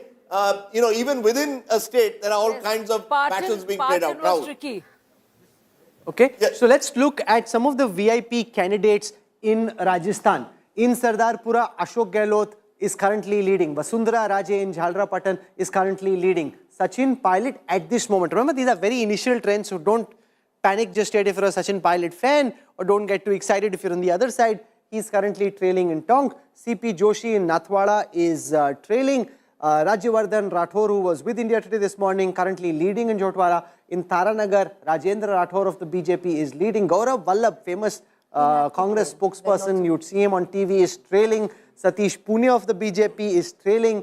Pratap Khacharyavas of the Congress in Civil Lines is leading. Vishwaraj Mewad is leading, interestingly, against CP Joshi in Nathwada. Hanuman Beniwal is leading. And Kirodilal Meena in Savai Madhupur is leading. Diya Kumari of the erstwhile Principality of Jaipur is leading. Mahant Balaknath is leading. And Bhagirath Chaudhary of the BJP is leading in Kishangarh as well. One of the interesting ones is Satish Punia, because he was the party president till about 8 months ago. He is seen as a Jat face of the BJP, and he's trailing in Amer, tough constituency for the BJP just outside Jaipur. So he could be one name if he loses struck off that chief minister list. But Piyush Mishra is joining us from outside the residence of one of the men of the moment. Shivraj Singh Chauhan could be creating history, become the first chief minister to win be sworn in 5 times north of the Vindhyas of the BJP. Piyush Mishra, what's the mood? Is Shivraj Mamaji already celebrating? Have the laddus begun there, Piyush? Well, Rajdeep, right now as we are speaking, Shivraj Singh Chauhan is holding a crucial meeting with Jyotiradittya Scindia. He woke up today early in the morning at around 6 o'clock, and since then he's keeping a close watch on all the developments. As we are speaking, Jyotiradittya Scindia has entered inside the residence of Shivraj Singh Chauhan, and now there is a one-on-one meeting between both the two leaders. Remember that Jyotiradittya Scindia played an important role as far as the campaign for BJP is concerned. And right now as we are speaking, the meeting taking place. After this, we can expect more leaders to arrive here at Shivraj Singh Chauhan's residence. Let me also try to show you visuals from right outside this very place. It's the residence of Chief Minister of Madhya Pradesh. This is Chief Minister House, Bhopal, and here you can see the nameplate also. A board is also, signboard also, where it is written Chief Minister House, Bhopal.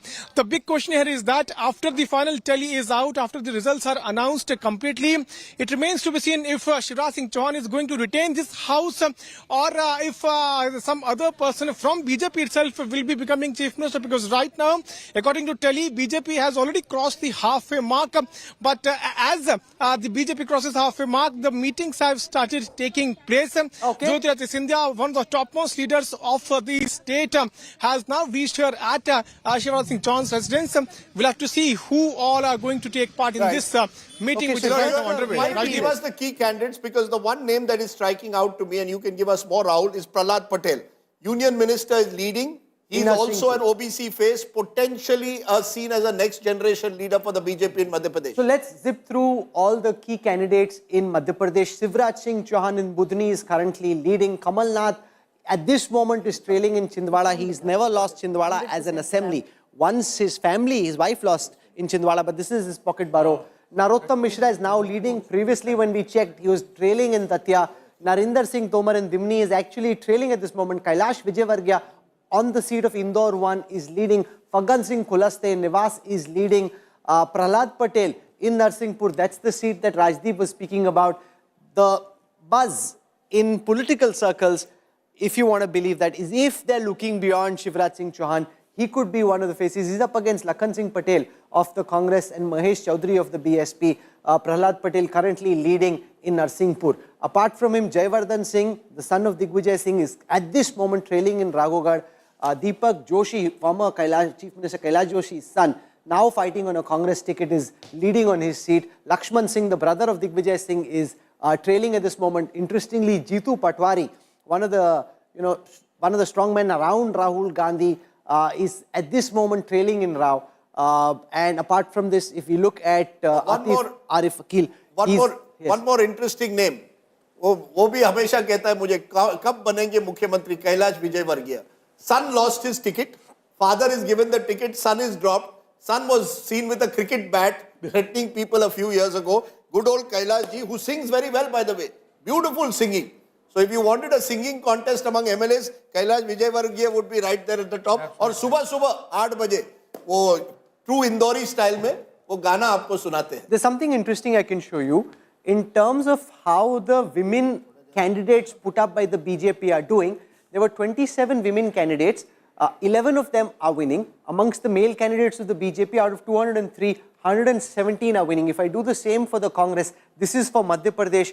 12 out of 30 female candidates of the Congress are currently leading. 87 of 200 male candidates are leading. Rajasthan 99-83, the BJP thinks they've got this under control. The data at this moment suggests it's close. Everywhere else, the India Today exact poll told you already what the numbers were going to be like. What is also very clear is the BRS is not being wiped out. You know, I think when you see a political party, still, you know, it's not a party which is going to, and this is true of regional parties. I repeat what a political... They were 88, they are 41. No, but not being wiped out. My point is, you know, when you're wiped out, you're at 20 or 25. We've seen in Tamil Nadu in the past parties... There is no silver medal in politics. Agreed. There's a winner and there's a loser. No, all I'm saying is that... No, but I don't agree with what you're saying. No. See, if it's AIDMK versus DMK, two virtually equal forces, then there can be a wipeout. You're at 88. Congress is at 19, they've lost most of them in the course of the 5 years. Sure. This is what a wipeout in Telangana looks like. You've been hammered at the hustings. No, you've been... and it will get worse in the Lok Sabha elections. No, what is clear is the BRS is going to face a serious challenge. KCR is not getting any younger. Exactly. He's going to have to find a new level leadership. Obviously, KTR and Kavita, we don't know whether there's a, Harish Rao, whether there's a next generation leader there. But do you really believe that KCR from the fast of December 2009, 14 years ago, he served a 14-year period as, as an embodiment of Telangana. That it's run its course now. Do you believe that this is the end of the road for KCR if these numbers hold, or do you believe KCR is good enough for another fight? No, he will put up a fight, but yes, the next generation of KTR and Harish Rao would take over. The biggest challenge for them would be now the Congress would want to do to KCR what KCR did to them. That is, poach their MLAs, especially in Hyderabad. And I am told, I can tell you, that talks have already started with possible winning candidates in Hyderabad. Not just that. When I listen to Congress leaders, they say when you're fighting a regional party, it's war. You will have FIRs being filed against the BRS leaders like they filed against you. I mean, people don't know this story, Rahul. One of the reasons why Revant Reddy is determined to take on KCR, it was his daughter's wedding. And he was in jail. And he had to struggle this is 2015, the cash. That's right. He had to struggle to get bail to attend his daughter's wedding. And I'm told he told someone, "Ek din main aisa sabak sikhaunga isko, wo zindagi bhar yaad rakhega." But there's another. It's a very personal fight. No, but there's another. There's another Hindi film dialogue. There's another lesson there. Whether it's the likes of say Bhupesh Baghel or now Revant Reddy, leaders can emerge in democracy if you're willing to look beyond Dinesh and the most obvious candidates who are lazy and not wanting to work so hard. Society, politics, the state, people just throw up a leader like you found in Revant. And we are seeing within the Congress, this regional satraps once again coming. Wherever Congress does something fresh, it works. Can I make a point? But still, in many places, it doesn't do fresh things. Yes. Just a point about Telangana. I think what the regions we were looking is slightly different. If you slice Telangana in east versus west, so don't do, just look at the map. Just look at the map you have there, Rahul. Don't slice the regions. Actually, we were thinking in terms of north, central, south kind of. This is what it looks like, Rahul. You want to explain this? This is the last map of Telangana. It's called the power map, right? So it tells you where the power is coming from. Look at how strong green is all over. This is the new map of Telangana at this moment. But if you slice it differently, what seems to be emerging, that on the sort of western side, you still have BRS presence. But on the eastern side, which is Khammam, Mehboob Nagar district, it's towards complete, Andhra. Yes, towards Andhra. It's a complete sort of like... Does it have a spillover effect in Andhra It has, Pradesh? but that's only in Khammam district and to an extent in No, Nalgonda. but could it impact what happens in Andhra Oh, yes, Pradesh it will going forward? definitely impact what happens in those Andhra. districts are more similar to Andhra Pradesh than the way we were looking at, right? So it could have... No, but in terms of development, I can tell you Telangana districts much better than the Andhra districts. Absolutely. You know, Telangana actually is a success state in many ways. Look at their per capita income. Look at them on most welfare indices. Look at their paddy cultivation. It's a growing state. It is corruption at the local level, cornering of benefits by a few at the cost of many. The inaccessibility, the farmhouse chief minister, arrogance, the charges that you had to tie up with BJP, all of them have worked against. But you know, an interesting one line on WhatsApp from a Congress neta on Telangana, where they are having their biggest, their best day. They said Telangana Rashtra Samithi called itself BRS. Now it should call itself NRS. Nowhere Rashtra Samithi. Nowhere Rashtra Samithi. So you see, you've got Telangana is the big success story. Sunil Kanwal, election analyst taken in by Rahul Gandhi into the AICC, spent a lot of time. Management, Kamal Nath and Sunil didn't get along. Sunil got frustrated with him, came back to Telangana. You have to change the way you fight elections, Rashid Saab. Absolutely. I think aggression helps. In case of Bhupesh Baghel and Revant Reddy, it has helped. Way back, when Shivraj Singh Chauhan was nobody, he fought against Chief Minister Digvijay Singh in 2003.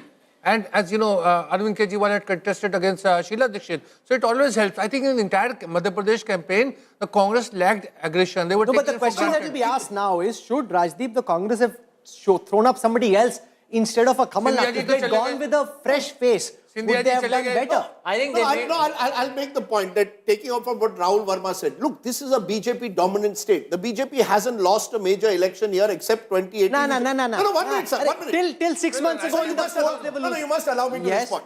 You make a fine point that Kamal Nath and Digvijay Singh have dominated the politics of Madhya Pradesh and the Congress. There was a time when Madhya Pradesh had a lot of Congress leaders. There were the likes of Arjun Singh, there were the likes of Madhav Rao Scindia.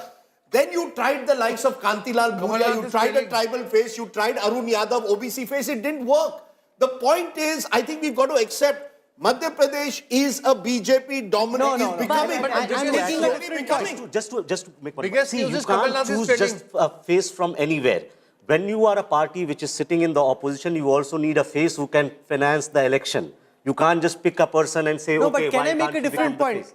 Rajdeep, the point is that you throw up a fresh face like a Bhupesh Baghel or Revant Reddy, because with no disrespect to Kamal Nath, and I know odds on chances are he's watching us at this time because he watches us very carefully.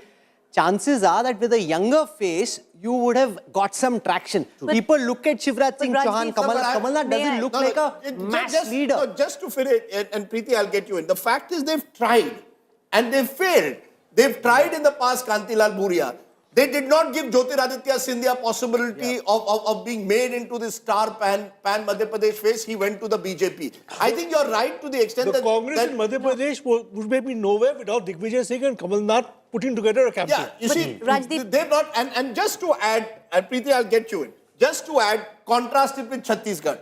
Bhupesh Baghel is a product of what happened in 2013. Sadly, the entire Congress leadership there was wiped out in a terrible Maoist attack. They needed a new leader. Along comes Mr. Baghel and transforms the party. Now, Preeti, go ahead, just 2 points. Sorry, because otherwise I'm accused of stopping you. Please go ahead. No, Rajdeep, just Please 2 points. The 2 points I want to make.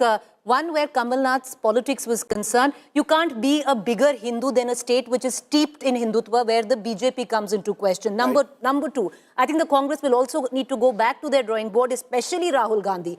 OBC, caste census, every rally, right? Look at our own numbers in terms of our exit poll numbers. The OBC has gone en masse with the Bharatiya Janata Party, right? 56%. What he also did in the bargain is, in a state which is got a decent amount of, general and upper caste, you've totally alienated it. A loss of 13% for the Congress. Every rally, as per our poll, every rally that I went to on ground, I heard that this is not going to work. He needs to change his stand. So now you have to go back to the drawing board. In fact, to take off from what Preeti says, this whole Congress narrative of an OBC census, which they're going to make a narrative for 2024. without a strong OBC leadership on the ground, it's not going to work. Where is your OBC leadership on the ground, Rahul, to take the thing, to take the idea that you want a caste census, you're an OBC-friendly party? It's not even Plus, you worked. No, forget. you have an OBC, like Plus you- Gehlot. You have an OBC No, 1 in minute. I'm Rajasthan, talking but it's about- not worked in No, 1 Rajasthan minute. as well. Rajasthan, I will hold my horses before we make Yeah. any No, broader no, I'm comments saying on. as per our exit polls. But as per Madhya Pradesh, the fact is, it's a 50% OBC dominated state. You went to the people saying caste census, it's not worked. On the other hand, the OBCs south of the Vindhyas in Telangana have come to you, even though the BJP there pitched itself as a party that will have a backward caste chief minister. One size doesn't fit all, Rahul, in Indian politics. It's time national leaders realized it. State elections are won on local narratives. Shivraj Singh Chauhan is a more credible, trusted leader than anyone that the Congress had to offer. Simple. See, Rahul Gandhi's obsession with the OBCization of the Congress, going back to the Uttar Pradesh election, where, Beni Prasad Verma at one point was his chief ministerial candidate. It made no sense. The Congress has not had an OBC sort of bastion or strong constituency since the 70s. The other thing that's emerging from this data so far They've is tried that repeatedly. about 10 lakh votes have been counted in Madhya Pradesh. That's a pretty robust sample size. 49% of those votes are for the BJP, 41 are for the Congress. This is going to be a one-way sweep for the BJP. And just imagine what is at play.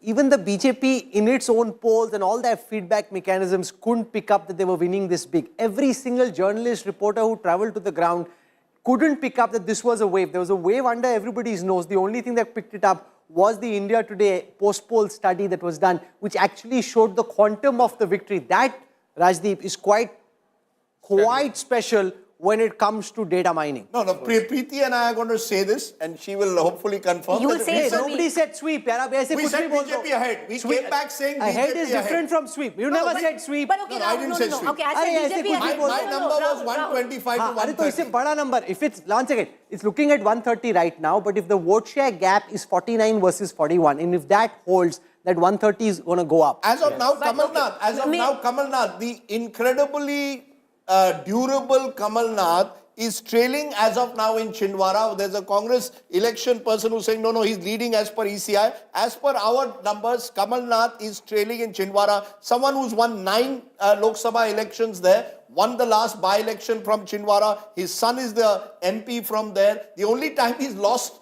from Chhindwara is when his wife once contested in 1996. So you've got Kamal Nath at the moment trailing in Chhindwara. So clearly, Congress at the moment on the back foot in Madhya Pradesh, and the BJP also building some kind of a lead in Rajasthan. Once it crosses 100 with a 24 seat lead, but remember it's only 10 but a.m. with 15 others, the moment it crosses 93, 94, the BJP is through. The Congress needs to be 100 plus to be comfortable or very close to 100. BJP, even if it's Congress slightly. needs 95. At least. Whoever's at 95 has a chance. There is one Mr. Durable in Indian politics, and that's Shivraj Singh Chauhan. He's Rahul Dravid now, the wall, whatever you might want to call him. No, but I think Chetan makes a good point. I think it's too early to say. And can I also add a little bit of masala to it? Look at Chhattisgarh. It's tightening.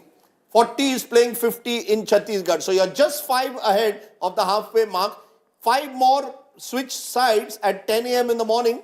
And you can look at your margin calculator now for Chhattisgarh, Rahul, and tell us. I won't be surprised if Chhattisgarh could also go down to the wire if these numbers hold at the moment. 40 is playing 50 there. That's the closest fight out of the 4 states. If you look at the moment purely in terms of numbers, there's only a gap of 5. You're only 5 above the halfway mark. Small shift in Chhattisgarh could change the way the state is at the moment. If we look at the national picture, if I aggregate all the leads that are coming in from the different states and throw up an overall picture, in the 638 seats where counting is on at the moment, it's tightening. It's 289 versus 280. Earlier, the Congress they won 320 last time. So it's 289 this time versus 280. The national contest, this is just a talking point. This is just bragging rights. But that contest is tightening as well. 289 versus 280 and 69 Rajdeep for the others.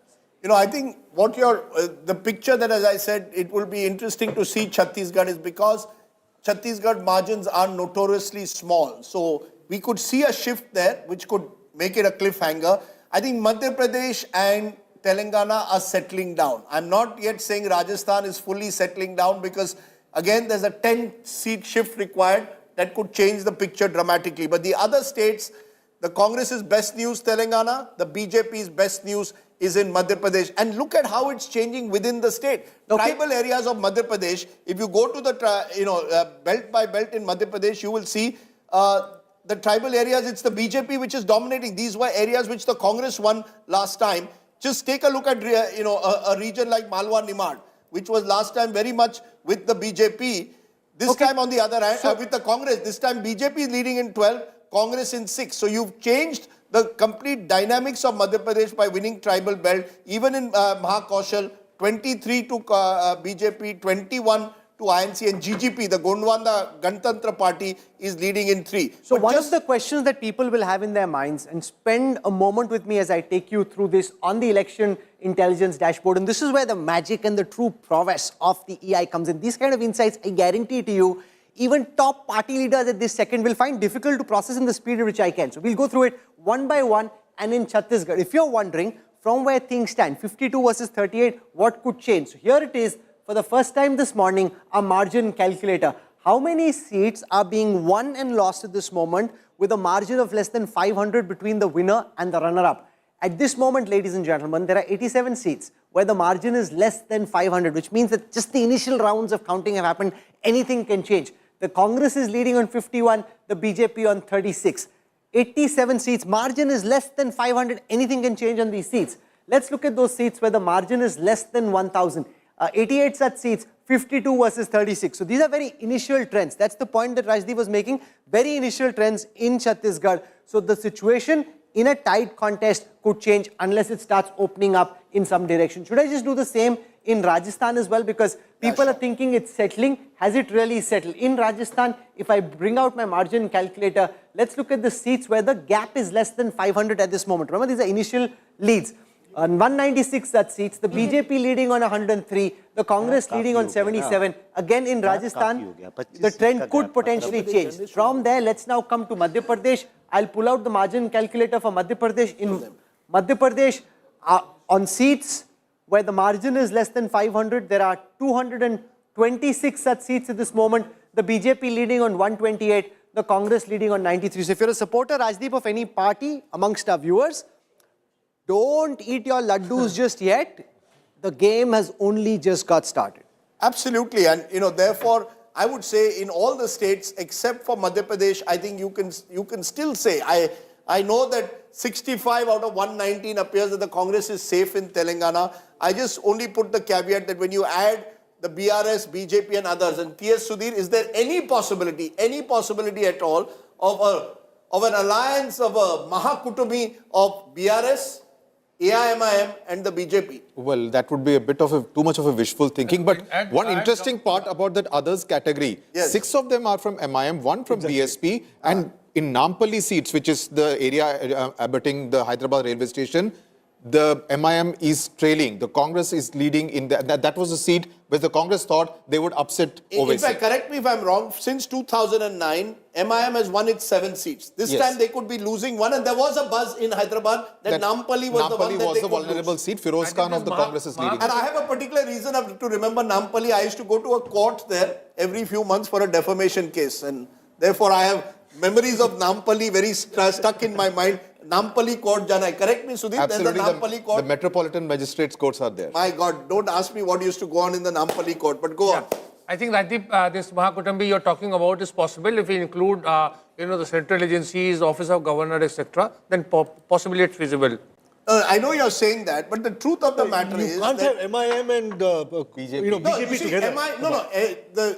In the past, the BRS has shown a great ability to capture the opposition in some form or the other. You can do that when you're in power. Once the Congress has crossed 60, they'll do what Sudhir said. They will capture the BRS. Should I run the margin calculator for Telangana? There's phenomenal interest. I mean, the level of interest in Telangana and amongst people from Telangana in India Today's coverage is just phenomenal. So I'll show you the margin calculator for Telangana and give you a sense of how many seats are being won and lost with very wafer-thin margins at this moment. Of the 119 seats, in 40 seats, the margin is less than 500. The BRS is leading those. Congress is leading on 66 seats. So in the initial rounds of counting, nobody is really leapt into a very big lead just at this moment. If I show you a very quick breakup of where the BRS's losses are coming from and where the Congress's gains are coming from. The BRS getting hammered in the north, getting beaten in central, losing less ground in Hyderabad and getting quite badly beaten in south as well. The Congress's gains, if you look at where the Congress's gains are coming from, the Congress is gaining 18 seats in the north, 14 in central, 3 in Hyderabad, 13 in the south. Is the north surprising you, T.S. Sudhir, just a bit? Well, in fact, it's the south which is surprising me a bit. Of course, the Congress is doing very well, but south, Mehboob Nagar, Nalgonda was where they were expected to sweep. Uttam Kumar Reddy told us that Congress could win entire 12 out of 12 or at least 11 out of 12 in Nalgonda district. So that would be something which would worry the Congress, because this was the best bet for the Congress party. No, but I think North is a huge surprise. Yes. I mean, North is a surprise. You know, the fact is the Congress is actually winning on the back of the North. Yeah. You see, they thought they would sweep South and Central. What's happening instead is the North. And this is where KCR refused to change his candidates. Yeah. This is where he decided we'll keep in the candidates who had won a couple of elections 2014 and 18, didn't change his candidates and is paying a heavy price. And the BJP, which won 3 Lok Sabha seats in the north, is actually only leading in 2. So the anti-incumbency vote has crystallized around the Congress in the north. It's the north that is propelling the Congress to a possible win in Telangana. Most of the ministers came from That's the right. northern part. All the major ministers in his government came from North Telangana. Akshita Nandgopal is joining me at the moment from Hyderabad. Akshita, it appears all roads at the moment are leading to Revant Anna's house. Revant Reddy is about to take revenge for the fact that he was almost denied bail to attend his daughter's wedding. Very much so, Rajdeep. I'm joining you live now from the Congress office in Hyderabad. The celebration has begun. I just want to quickly that everyone's watching India Today here as well. You can hear the slogans being distributed to the protesters, literally shoved into their mouth as they're chanting these slogans. आप हिंदी में बताएंगे? हिंदी ठीक है? अब बताइए, आपको लग रहा है कि अभी पूरा हो गया जी? 100% मैडम, अभी होने का नहीं। राहुल गांधी जी ने हाथ से हाथ जोड़ो, मोहब्बत जोड़ो, जो बात हुआ। आपके पीछे 88 लिखा है, 88 तो नहीं पहुंचा अब तक। मैडम सही बात। हेलो, मैं बात कर दूं, मेरा केसीआर आना, केसीआर नहीं आना, बहन केसीआर आना। मैडम डेफिनेटली वो भी है। मैडम सिंगिंग आपको आपके जगह हमारे नेता जो ठहरे हुए हैं कई लोगों से ठीक है हाँ आप बताइए madam definitely we will single largest majority 80 seats madam last 1 month से 100% कांग्रेस लीडर्स को पूरा कंफर्म हो गया कंफर्म यू आर सेइंग 86 ना Madam. Okay, everyone's very high-spirited here. High-spirited. They all want to have a word, but they're all saying 80 plus even now, Rajdeep. It's what? It's at about, I can't see from here, but I can see that it's going up further, about 67. 67 plus. They're saying 80 plus. So there you can see Revant Reddy's supporters celebrating at the moment. There are stories within a story though that are taking place. Let's look at some of the VIPs in Telangana at the moment.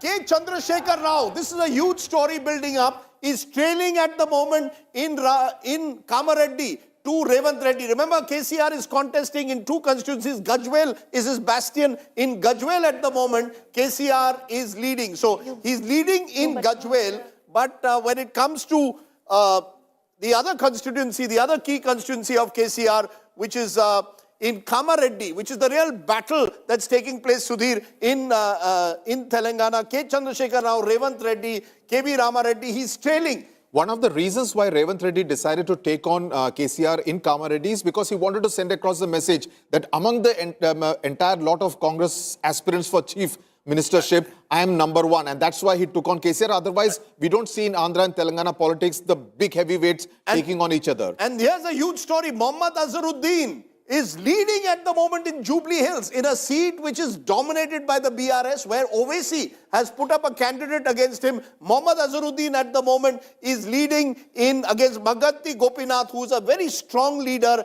in that area of Jubilee Hills. T. Raja Singh in Ghosha Mahal leading Not surprising, he, remember, was charged once with hate speech, but he is a dominant strongman figure there. Akbaruddin Owaisi, controversial figure, is leading at the moment also in the old city of Hyderabad. It's a seat which the AIMIM has held. Harish Rao, Siddipet, right-hand man of KCR, nephew of KCR and also finance minister, is leading at the moment there from Siddipet.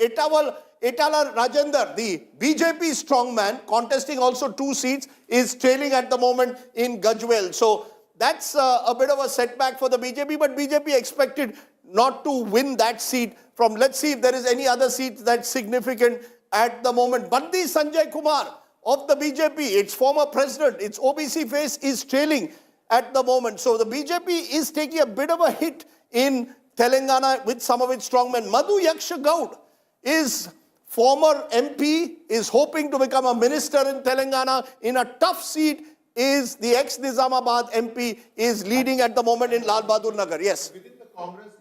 God was thought to be the urban counterpart, counterpoint to KT Ramarao as far as the Hyderabad space was concerned. Now, whether he will be able to do so in Hyderabad, build up the party in Hyderabad, that will be a tall order. But Madhu Yashki Gaud would be the person to look out for. You know, if we look at the region map of one last time of Telangana, because of that huge interest there, the BRS is leading in 9 but down 3 in Hyderabad. The Congress making some gains at the moment in Hyderabad. So is the BJP at the moment in Hyderabad. If you go down south at the moment in Telangana, the Congress is leading but in a tough fight. BRS down 14. They had swept this region. Congress leading in 19. The real story of Telangana remains the north, because here the Congress is leading in 23, BRS in 7, BJP in 2, areas of Adilabad, Nizamabad. This is where the Congress is making its big leap forward in the state. And in central Telangana at the moment, it is the Congress all the way 21 to 9, areas like Khammam among others. So you've got the Congress in Telangana clearly in the lead at the moment. Rajiv, the best news for the Congress coming from Telangana. About North Telangana, these include the tribal areas. This includes the coal belt, where again the Congress had made huge inroads. There was a lot of resentment against the BRS among the coal belt areas. And correct me if I'm wrong, large Muslim population here. So the Muslim, OBC, ST, SC combined in Telangana, traditional Congress base, areas like Medak, which Indira Gandhi famously won in 80, are coming back to the Congress. The best news for the Congress in Telangana.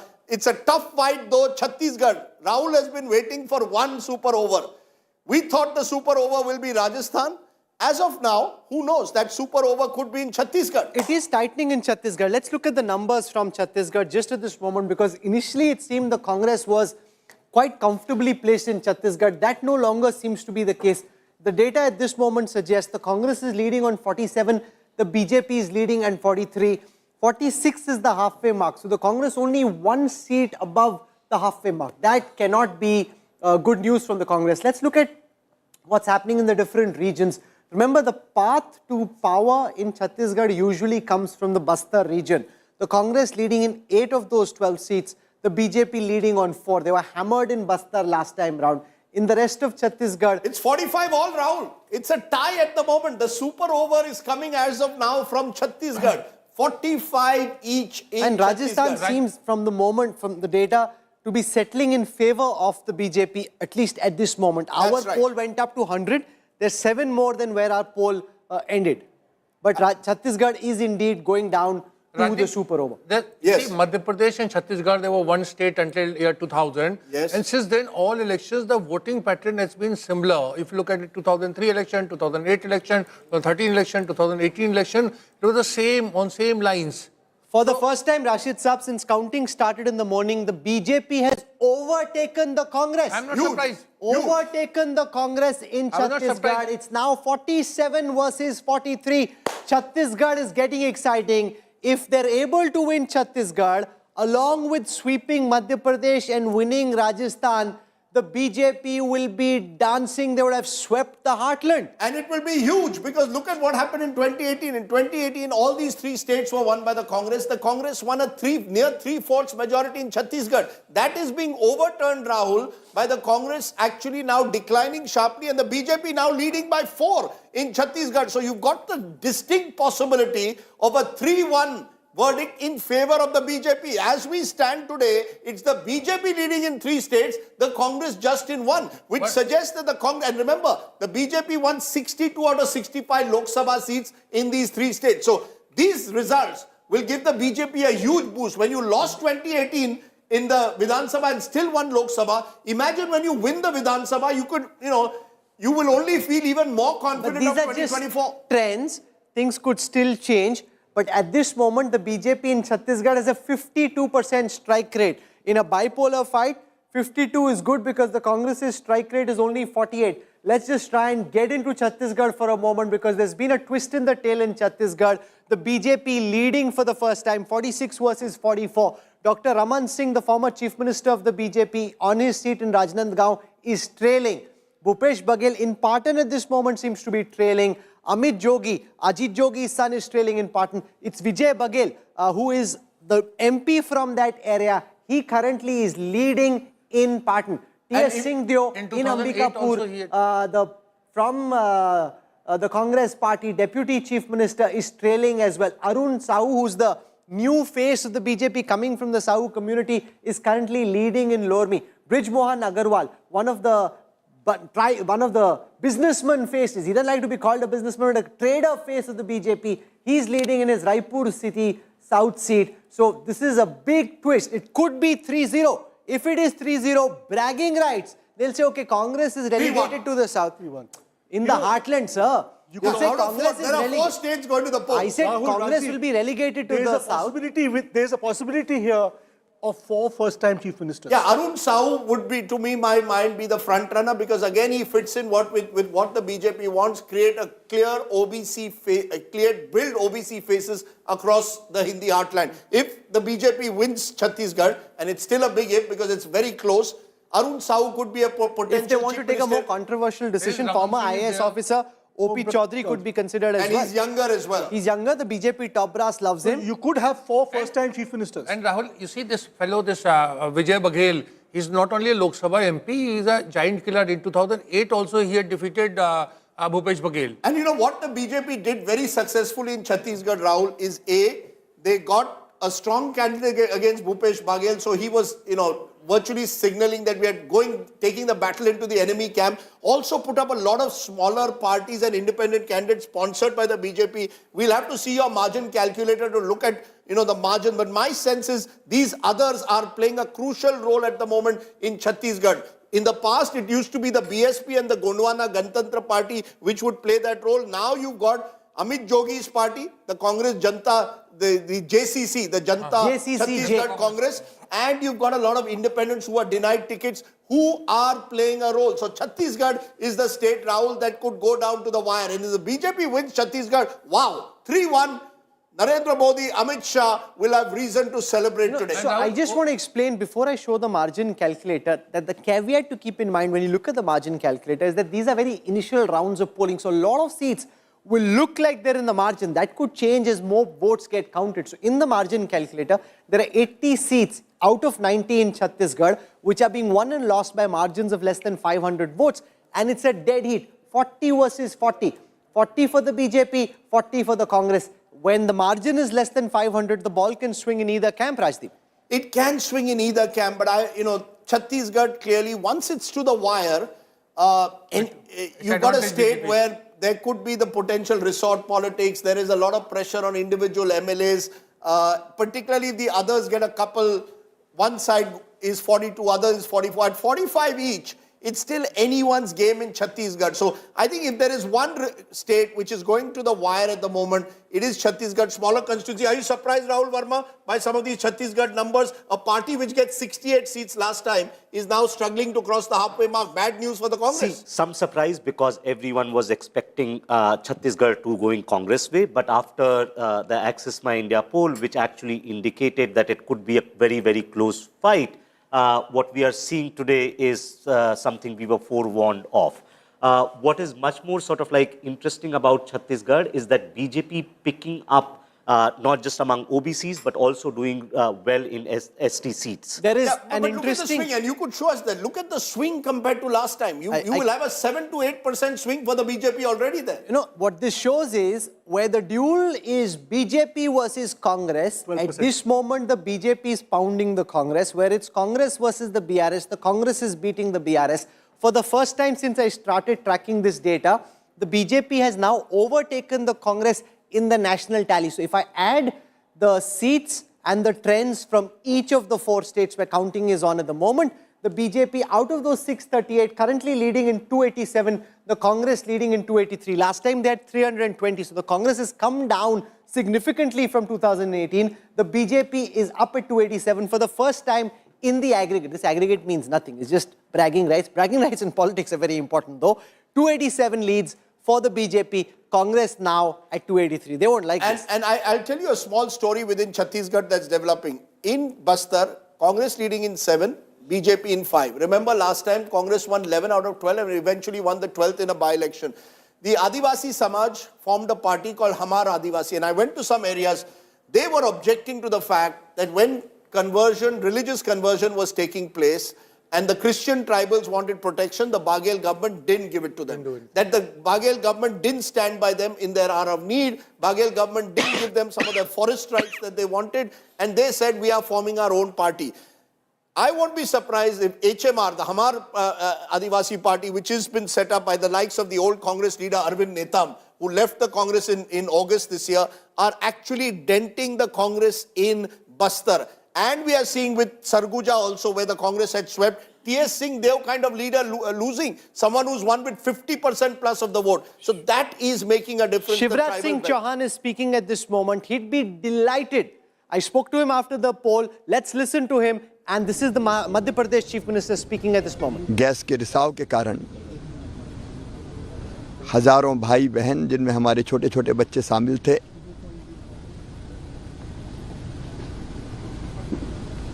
उन्होंने अपनी जिंदगी खो दी, असमय काल के गाल में समा गए। भोपाल का वो दृश्य भूलता नहीं है जब सड़कों पर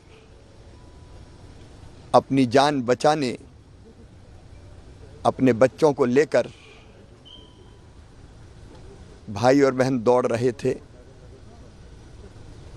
और वो भयानक दृश्य ऐसा है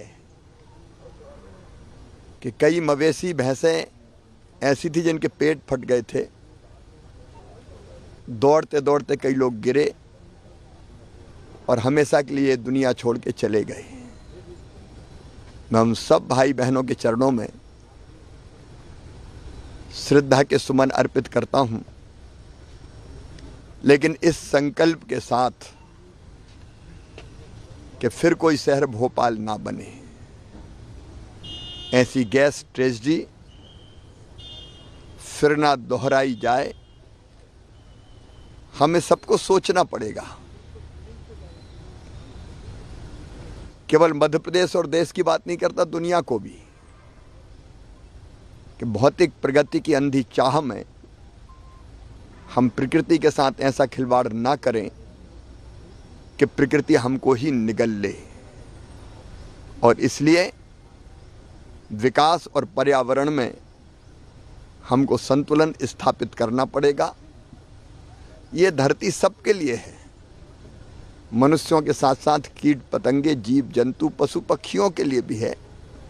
तो सबके लिए धरती सुरक्षित बने और आने वाली पीढ़ियों के रहने के लायक भी बनी रहे। ऐसे सारे प्रयास न केवल हमको मध्य प्रदेश में बल्कि देश में और दुनिया में सबको करने पड़ेंगे। अभी दुबई में प्रधानमंत्री जी ने, श्रीमान नरेंद्र मोदी जी ने धरती को बचाने के लिए जो आवश्यक कदम उठाने उनका जिक्र किया था। भारत उस रास्ते पर चलेगा। मध्य प्रदेश भी हर संभव प्रयत्न करेगा कि पर्यावरण के साथ छेड़छाड़ ना हो और आगे हम विकास को ऐसा संतुलित करें कि वो विकास हमारे लिए जानलेवा ना बने। मैं एक बार फिर गैस पीड़ित भाई और बहनों के जो नहीं रहे उनके चरणों में श्रद्धा के सुमन अर्पित करता हूं। जो हैं उनके कल्याण के काम हम करते रहेंगे और आगे फिर कोई ऐसी ट्रेजेडी ना हो इसके लिए हर संभव प्रबंध करेंगे।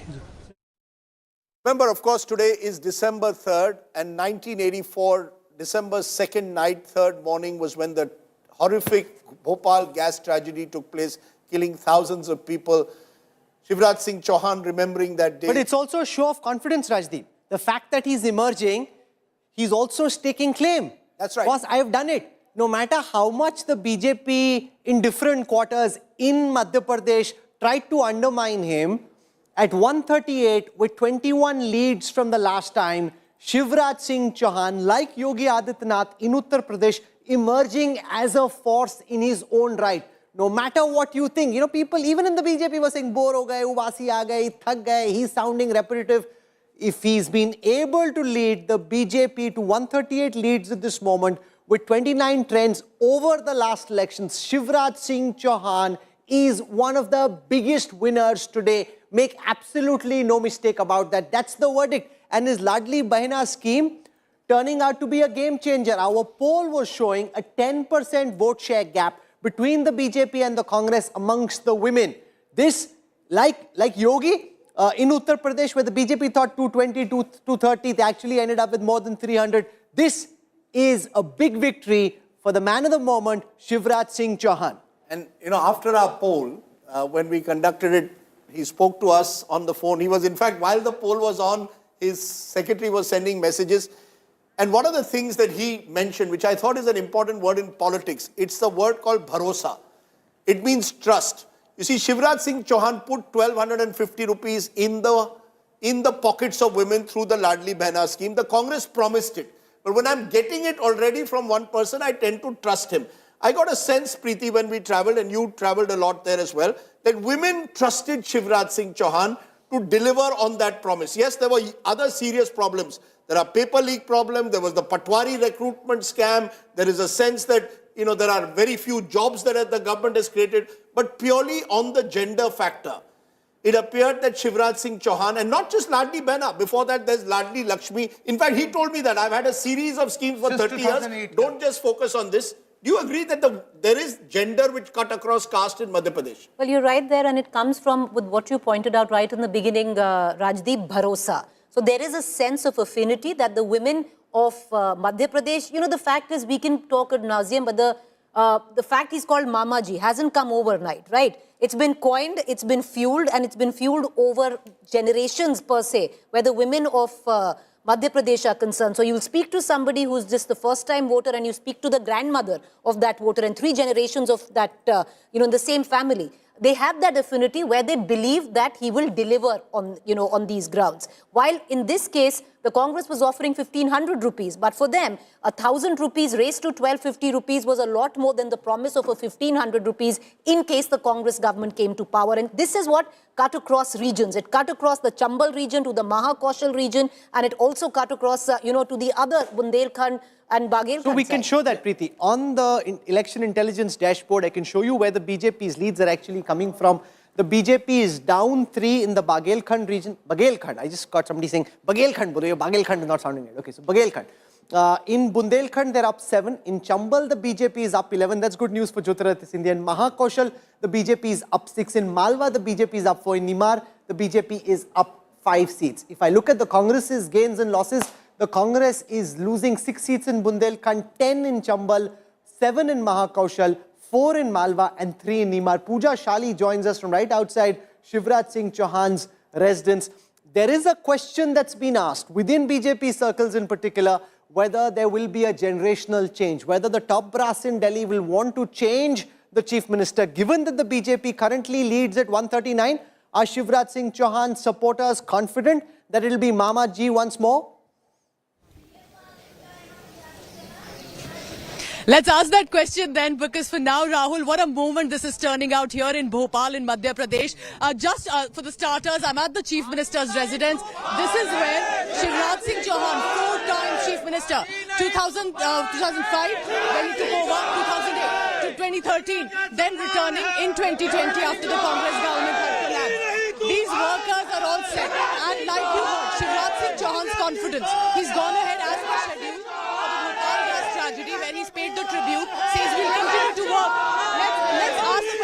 एक बात बताइए, आप आइए, इतने सालों से आपने शिवराज सिंह चौहान जी को देखा है मुख्यमंत्री, अब क्या शिवराज सिंह चौहान जी ही आने चाहिए, मामा ही आने चाहिए, या कोई और आना चाहिए, बदल जाना चाहिए? नहीं, शिवराज सिंह चौहान। शिवराज भैया राज करो, हम तुम्हारे साथ हैं। शिवराज भैया राज करो, हम तुम्हारे साथ हैं। मुख्यमंत्री, ये बदलाव नहीं चाहिए? जो कह रहे थे कि इतने सालों से है, अब तो बदल जाना चाहिए, कांग्रेस आ जाएगी, तो ये जो अभी रुझान आ रहे हैं 130 से 140 की तरफ, ये क्या दर्शाता है? शिवराज भैया को जनता चाहती है, क्योंकि उन्होंने इतने अच्छे काम किए हैं कि अभी तक मध्य प्रदेश में किसी भी मुख्यमंत्री ने नहीं किए। और विकास बोलता है। हाँ बोली, शिवराज जी का काम बोलता है, जो फालतू गप्पे छप्पे नहीं, कुछ नहीं चलेंगे कांग्रेस के। लाडली बहना चली आप? अरे लाडली बहना नहीं, दौड़ के चली। अब लाडली बहनों ज्यादा काम रहा पुरुषों का, पुरुषों का। अरे मैं आप बताऊं, तन मन और धन। All right, so these are the supporters, and I must add here, of course, there is Ladli Behna scheme for the young women, for girls, but remember, there's also the tribal section here, 47 seats that BJP had lost earlier in 2018. It had gone to the Congress party. Is it going to get that back? Because it's the tribal belt, it's the women, it's the young girls. And now this gentleman says also the men have voted, and they are saying it has to be Shivraj Singh Chauhan. We are not ready for any change. Bharatiya Janata Party. आज तक की जो reporting बता रहे थे 149 गलत बता रहे थे कि ये ऐसा बोल दिया कांग्रेस, जबकि 100 इससे ऊपर आएगी। क्योंकि बिल्कुल सही बैठा है हमारा रुझान, बिल्कुल। See, so the people here, Rahul, Rajdeep, they are watching Aaj Tak India Today's Access My India polls, and they are saying it's actually there. Where what we were suggesting, 140 to 162, that is what is happening presently, and it's only trending. So back to you in the studio. Here I can tell you preparations are on. Shivraj Singh Chauhan and Jyotiraditya Scindia have gone as per schedule to pay tribute over the anniversary of Bhopal gas tragedy, but they'll be returning here at the Chief Minister's house. Laddus are ready. I can tell you that they're just waiting for an official confirmation. I hope you get some of those laddus as well. The good thing about being a reporter on the ground is you can eat a laddu no matter who wins, right? Especially for India today, we can have laddus. We can have laddus in both hands, and if the poll has done as well as it has, then we can have double the laddus. Here is the retain ratio of Telangana. What this suggests is just gives you the sense of anti-incumbency against K. Chandrashekhar Rao. Out of the 88 seats that the BRS had won last time, they are currently trailing on 61% of those seats, retaining only 34 of those 88. And the big wins are coming for the Congress, which has bagged 50 seats, which the BRS had last time. The BJP's picked up 2 seats the BRS had last time. Others have picked up 2. For the Congress, it had 19 seats that it won last time. They're retaining 74% of those. They've lost 5. 4 of those are going to the BRS, none to the BJP, none to the AIMM. So the BJP had only 1 seat, so that doesn't really make much of a difference. Let's look at the BRS's gains and losses and where these are coming from. In the northern part of Telangana, the BRS is currently trailing on 20 seats they had last time. In the central part of Telangana, the BRS is down 12 from the last time. In Hyderabad, the BRS is down 3. In the southern region of Telangana, the BRS is down 15. Where are the Congress's gains and losses? As I said, and this is the magic and the power of the election intelligence dashboard, which we've worked so hard with the India Today Data Intelligence Unit to power live for you. 19 of the leads for the Congress coming from the north, 14 of the leads for the Congress coming from central, 3 interestingly from Hyderabad. The Congress was supposed to be a wipeout in Hyderabad. That doesn't seem to be the case. 14 of those leads, T.S. Sudhir, coming from the south. And interestingly, even in Chhattisgarh, the Congress is now back in the lead. So our poll, I mean, beyond a point, we don't really care who wins, but we want our poll to be correct. Congress again in the lead in Chhattisgarh. Our poll is also 3-1. Our poll as of now is 3-1. We are completely spot on in Madhya Pradesh. We are completely spot on in Telangana. We are completely spot on in Chhattisgarh. It's in Rajasthan. No, but we were at 100. But there we will say Rajdeep won, Pradeep Gupta. But our poll was 100 in Rajasthan. If I could add here, Our poll was 100 in Rajasthan. In Chhattisgarh, the Congress is ahead, but both Singhdeo and Baghel are trailing. But by a very narrow margin. So Vijay Baghel is leading by just about 1,000 votes against Bhupesh Baghel in Patan. So that's not a very big Rahul lead. Kanwal, 9 p.m. on your News Today group. I have given my number 2, place 2. As of now, 2 is playing 2. Rajdeep, right? I must tell our No, no, viewers, here it's it very is there. slippery. It's Very on- slippery. One second. The Mix numbers two we is have to playing stick. two. The numbers, Rajdeep, we have to stick with are our post-poll numbers. If the post-poll numbers are right, then we No, are. as of now, 3 of our post-poll numbers are spot on. In Rajasthan, we had given the edge to the Congress in a tight race. All I'm saying, please see my number if you can. But Rajdeep, you know, it might be too 2-2 premature, Ashes series. like Raman Singh from the BJP in Chhattisgarh, who's already tweeted that Suraj ug gaya hai No, for the BJP. So it could be a little the premature. problem for the BJP in Chhattisgarh at the moment is that the rural seats still the Congress is leading 41 to 31. It's in urban and semi-urban that the BJP is leading the Congress. So, in fact, in urban it's 6-3, in semi-urban 5-4. They will need to make up that gap in the rural seats. Okay. The tribal areas could still be critical, but it could go down to the wire. Okay, so Chhattisgarh could go to the wire. Let's spend a moment in Chhattisgarh to try and see if and what can change. So let me look at the margin calculator for Chhattisgarh, which will give you a sense of how many seats are currently being won and lost with a margin of less than 1,000 votes. So here it is on your screen. There's 72 seats where the margin at this moment is less than 1,000. And if it's less than 1,000, as the votes get counted, the situation could change. The Congress is leading on 38 of those. The BJP is leading on 34. So there are only 18 seats where the margin is more than 1,000. In the others, there's still a tight contest going on. So Chhattisgarh will keep us busy and engaged for a while. You were talking about how the Congress is doing on the tribal seats, how the BJP is doing on the tribal seats in Chhattisgarh. There are 47 seats where the tribal population is more than 20%. The Congress is leading on 27 such seats. The BJP is leading on 20 such seats. Amongst the Dalit-dominated seats of Chhattisgarh, there are 16 seats where the Dalit population is more than 16%. The BJP is leading on 8. The Congress is leading on 8. In the Sahu-dominated seats, 26 such seats where the Sahu community population is more than 20%.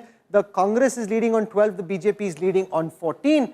In the Banya-dominated seats of Chhattisgarh, the Congress is leading on 2, the BJP on 1. In the Thakur-dominated seats, 6 seats where the Thakur population is more than 20%. The Congress leading on 2, the BJP Rajdeep on 4. So Chhattisgarh still very much in the fray. The super over could possibly come in Chhattisgarh. And the reason why Chhattisgarh becomes important is there's huge difference, I think, between 2-2 and 3-1.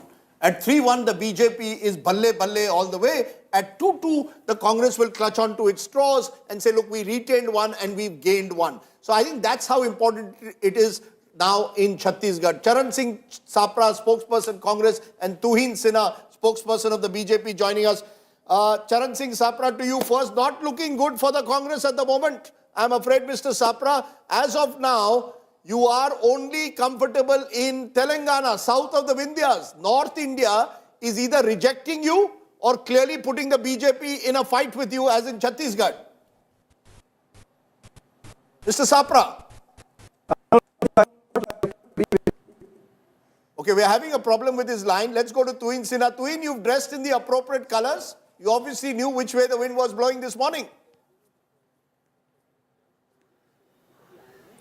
Well, the country is increasingly going to get saffronized from here, and this is going to mark the end of the Indy alliance. You know, Rajdeep, two things are very clear. Number one, when it comes to Madhya Pradesh, the combined credibility of Honorable Prime Minister Modi ji and Shivraj Singh Chauhan ji is very clear on the ground. And in the other states, Chhattisgarh and Rajasthan, look at the hatred that people today have against the Congress hypocrisy.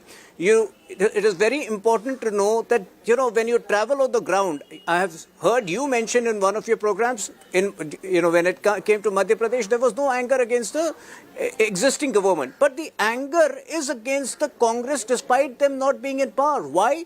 Because number one, they presided over all the Sanatan attacks which was happening in the last 3 months. They are the hub of corruption in all the 3 states which they managed to retain, which they managed to win in the last 2 years or so, Karnataka or Himachal. They have presided over a financial anarchy with their fake promises. So I think, you know, there is a sense of disgruntlement in the people against the Congress party, including in Congress allies. And Akhilesh Yadav has been the most vocal against the Congress party. So I think this is going to mark the end of the Indy alliance. And for the first time, there is a pro-incumbency factor. Even after 10 years, BJP will go into the 2024 with a very clear pro-incumbency sentiment for the central government.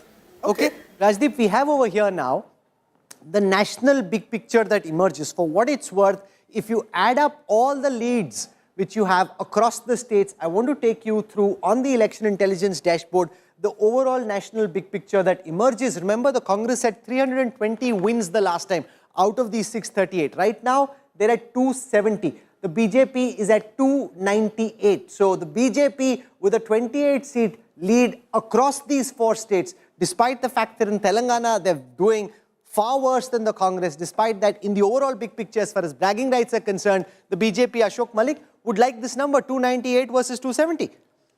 See, if you look at where the seats are coming from, if the BJP, as I said earlier, has to repeat its majority in 2024, it has to win big in its bastions in Western India and Northern India. And of course, get some incremental seats in Eastern India and Southern India. But West and North are crucial for the BJP. And these results, if these results bear out by till the evening, show us that the BJP is well on course to repeating its performance in 2024 in Western India and Northern India. And look That at the should give the BJP historical great comfort. timeline of Madhya Pradesh. If you look at this graph on your screen, the BJP has typically won Madhya Pradesh big. The saffron line is that of the BJP. The blue line is that of the Congress. The BJP won big, 173 versus 38 in 2003, 143 versus 71 in 2008, 165 versus 58 in 2013. If you're looking for insights into what might happen in 2024, remember that's when Prime Minister Modi is on the ticket. If even without having Prime Minister Modi himself on the ticket, the BJP is sitting at 148 versus 79. Those in the stock market, those in corporate India, those watching for what this might mean for the Lok Sabha elections, 148 versus 79 means in the Hindi heartland, the BJP looking very strong. Only in Chhattisgarh, the BJP losing at this moment, but that also not by very much. They're still gaining from last time. Oh, again, they got hammered last time, so they're up on a low base. But Rajdeep, they're coming back, and this looks now like the outlier. This is where the trend has been in the last 5 elections. We're going back to that trend. I think both, therefore, when you contrast it to 2018 is significant, because in 2018, the Congress wins these states and yet is demolished in the Lok Sabha. Now imagine when you actually have governments in those states and then Mr. Modi comes on the ticket. You know, this whole double engine argument that has been made. The double engine argument, for whatever reason, didn't work in Karnataka. I think in states where the BJP's organization doesn't match up to the power or the appeal of the Prime Minister, the BJP struggles. But Rahul, We saw a bit of that in Himachal Pradesh as well, where in Himachal Pradesh, the BJP's organization had got enfeebled. But where the BJP's organization is rock solid, we talk of Madhya Pradesh as a BJP-ruled state, it's also where the RSS is so powerful. Go to any village in Madhya Pradesh, you will see that the RSS has its shakas, the Vanvasi Kalyan Kendras. That adds then to the power of the BJP. 28 out of 29 last time in the Lok Sabha. Obviously, with these numbers, the BJP will feel confident of Madhya Pradesh. They'll feel reasonably confident of Rajasthan as well.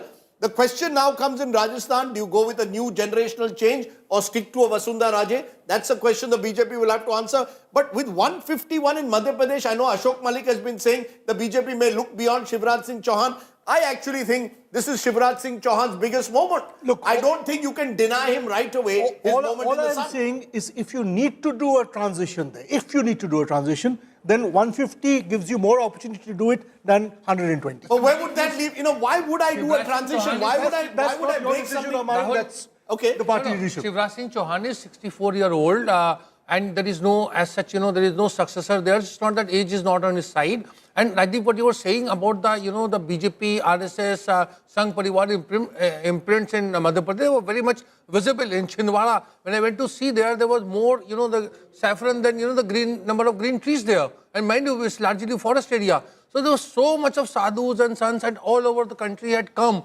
to, defeat Kamal Nath. No, but you tell me, did Kamal Nath make a mistake by saying, I am the Hanuman Bhakt? I am more Hindu than the BJP. What was the alternative? You see, Rahul Gandhi comes to Madhya Pradesh and talks of caste census. Kamal Nath speaks of Hindutva.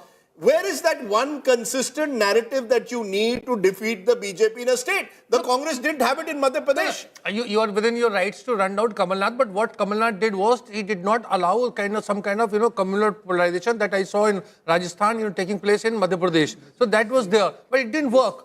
But it seemingly has worked more in Madhya Pradesh than it's worked in Rajasthan. But my sense is the Congress did well in local corporation elections in March this year. and they thought it was a done deal.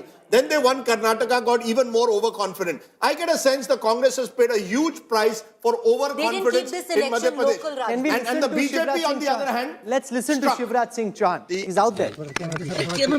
असीम श्रद्धा और अगाध विश्वास है।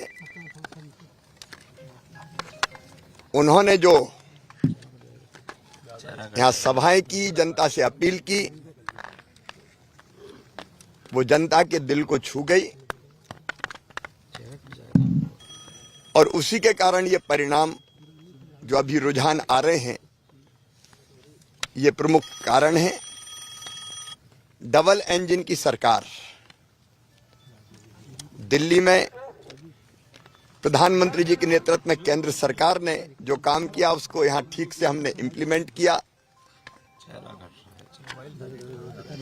और जो यहाँ योजनाएं बनी,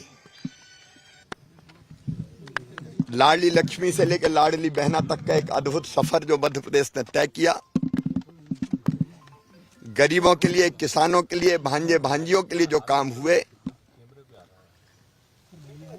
वो भी जनता के दिल को छू गए और एक परिवार मध्य प्रदेश बन गया।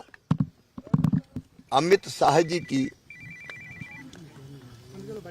अचूक रणनीति, उनका जिस ढंग से यहाँ साथ मिला और हमारे राष्ट्रीय अध्यक्ष श्रीमान जेपी नड्डा जी का मार्गदर्शन, हमारे संगठन के नेतृत्व में कार्यकर्ताओं ने अनथक परिश्रम किया। प्रदेश अध्यक्ष, संगठन महामंत्री, उनके साथ टीम जुटी रही और जैसा भूपेंद्र यादव जी ने,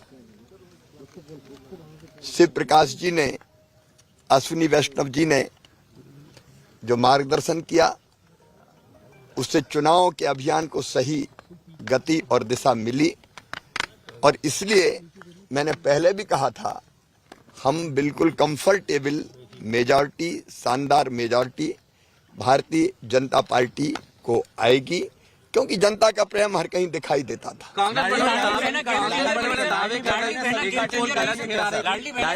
सभी कांटे निकाल दिए, आप कह चुके थे पहले भी, अभी भी आप।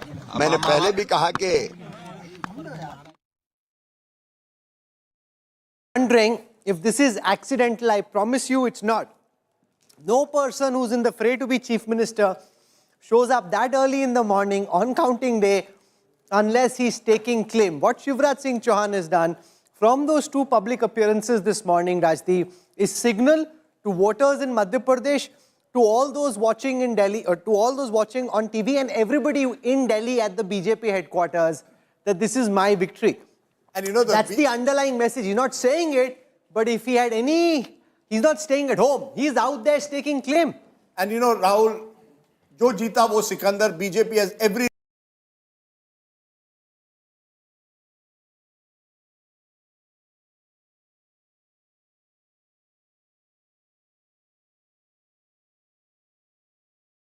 reason to celebrate Madhya Pradesh, but look at what they did. In September this year, go anywhere across Madhya Pradesh, the posters would have Mr. Modi on the top and 12 leaders at the bottom, including Shivraj Singh Chauhan, Narendra Singh Tomar, Rakesh Singh. They were all of the Jyotiraditya Scindia. It wasn't as if Shivraj was even first among equals.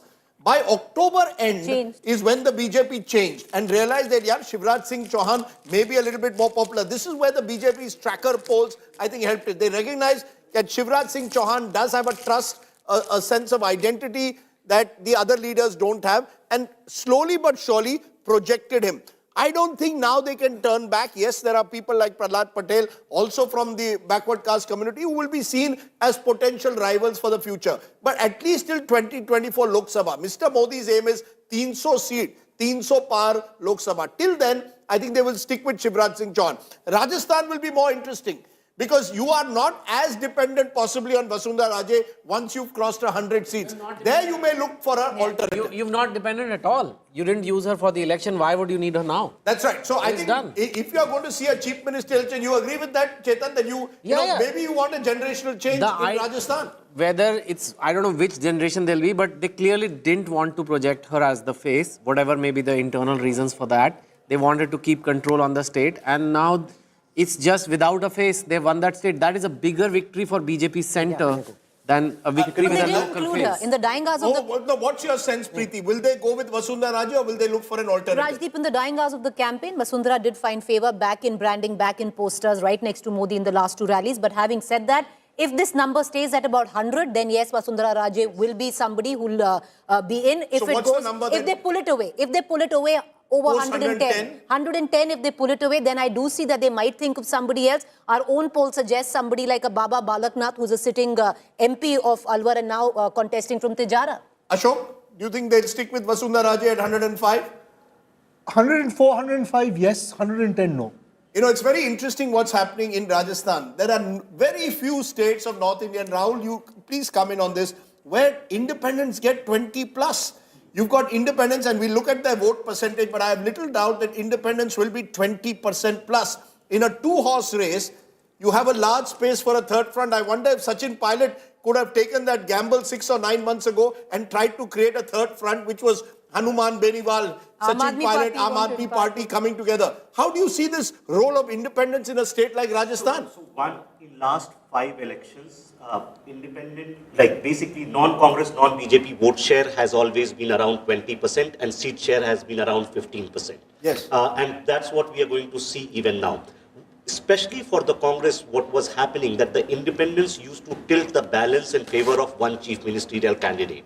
Right? Last time, I think because Congress fell short and Gehlot could have his day, because he also had people who became independents. And I think something Vasundhara Raje might be trying this time, that if BJP falls short of number or close to 100, she might rely on some of those But independents. Rajdeep, what one needs to look at, one needs to look at is who are these independents. These are parties which is the BSP, it's the RLD. There is one, I think, which is leading, which is the RLD. Then the RLP, which is Hanuman Beniwal's party. Then you have the tribal party, BAM now. And then you have certain independents like Yunus Khan and the others who have not been given a ticket by the BJP or the Congress, who've gone rogue. Okay, and importantly, Vasundhara Raje herself is leading at the moment in Jhalrapatan, a seat that she's dominated for the last 20 years. So she is comfortably leading in another potential candidate, Satish Punia, Jat face of the BJP, former party president, is leading now in Amer. You've got Rajyavardhan Rathod on the other hand, who's at the moment trailing. We're told, let's look at the VIPs again. Rajyavardhan Rathod at the moment from Jotwara is trailing at the moment. But that's, remember, only at the moment. So all of the candidates, anybody else? CP Joshi, Rajdeep. CP Joshi Vishwaraj of Mewar, Vishwaraj Singh of the Mewar royal family up against him. CP Joshi, Nathdwara. There, Rajdeep, first up. Yeah, CP Joshi, remember, once lost an election by one vote. Speaker in the last assembly, he's trailing. Ashok Gehlot is leading in Sardarpura at the moment. That's been his bastion in Jodhpur. Where is Sachin Pilot at the moment? Finally leading. Mr. Pilot is leading in Tonk. Remember, this has a large Gujjar Muslim population, expected, therefore, to win eventually in the end at the moment. Vishwaraj Mewar is the one who's leading in Nathwara. Shanti Dhariwal is trailing. He was one of the who orchestrated a rogue CLP in last year. In fact, I want to tell you, when Shanti Dhariwal was being given a ticket, apparently at the Congress meeting, there was Shanti. Because Sonia Gandhi said, who is this Shanti Dhariwal? Is he the same person who tried to rebel? He was not given a ticket initially, but eventually got one. Rajdeep, the leader of opposition, Rajendra Rathore, is trailing from Taranagar. That's right. So the good news for Vasundhara is that a lot of the potential chief ministerial candidates who could be chief minister, Rajendra Rathore being one name, he could eventually win, are trailing at the moment. So Vasundhara Raje looks like potentially at 104 seats for the BJP, virtually in the same situation that Ashok Gehlot was last time. 99 seats for the Congress when they formed a government in 2018. Gehlot was seen as the person who could bring independence together. I am told out of the others 23, 7 to 8 are those who owe allegiance to Vasundhara Raje in Rajasthan. Let's go across to Aishwarya Paliwal. She's in Jaipur, and Aishwarya, the BJP in a tight contest as far as vote share is concerned seems to be poised to win. It seems the BJP at this moment is likely to cross the halfway mark in Rajasthan. They're already singing and dancing at the BJP office there.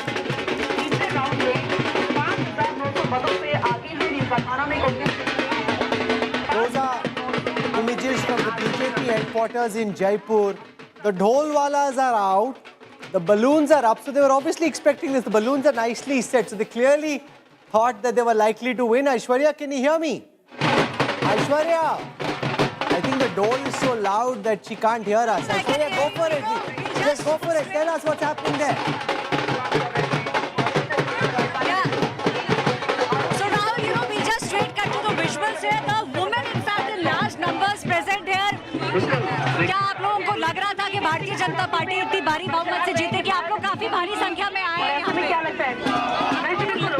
आप लोगों को लग रहा था कि BJP जीतेगी? बिल्कुल, ये जीत प्रत्याशी थी। ये जीत, इस जीत की तस्वीर 2 साल पहले लिख गई थी। गहलोत सरकार के कुशासन से तंग आ गई। जनता ने जो बहुमत दिया है, इस गहलोत सरकार, गहलोत नहीं, गहलोत सरकार कहना चाहूंगी मैं, इसके कुशासन से निजात पाई है। और आज नारी शक्ति बहुत खुश है, बहुत खुश है। Nari Shakti, Rahul, is something that everyone here is talking about. The women, Rahul, let me tell you, are turning up in large numbers.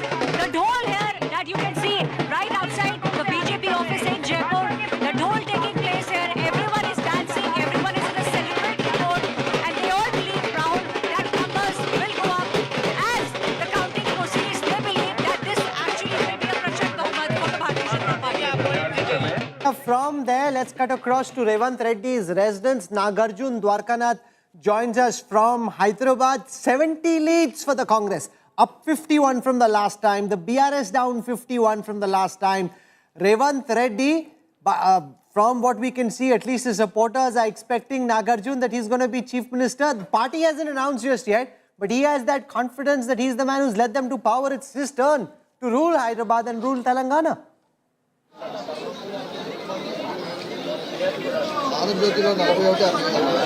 Nagarjun.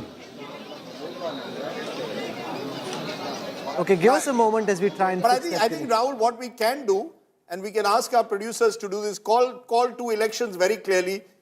BJP is going to form the next government in Madhya Pradesh. Bhopal is going the BJP way in a massive, potentially 2/3 victory. The India Today Axis My India polls spot on in Madhya Pradesh. All the criticism, all the anger that we had to face in the last 48 hours, getting messages at 5 a.m. in the morning saying your poll is wrong. I'm sorry, the poll is spot on. Well done, Pradeep Gupta in Madhya Pradesh.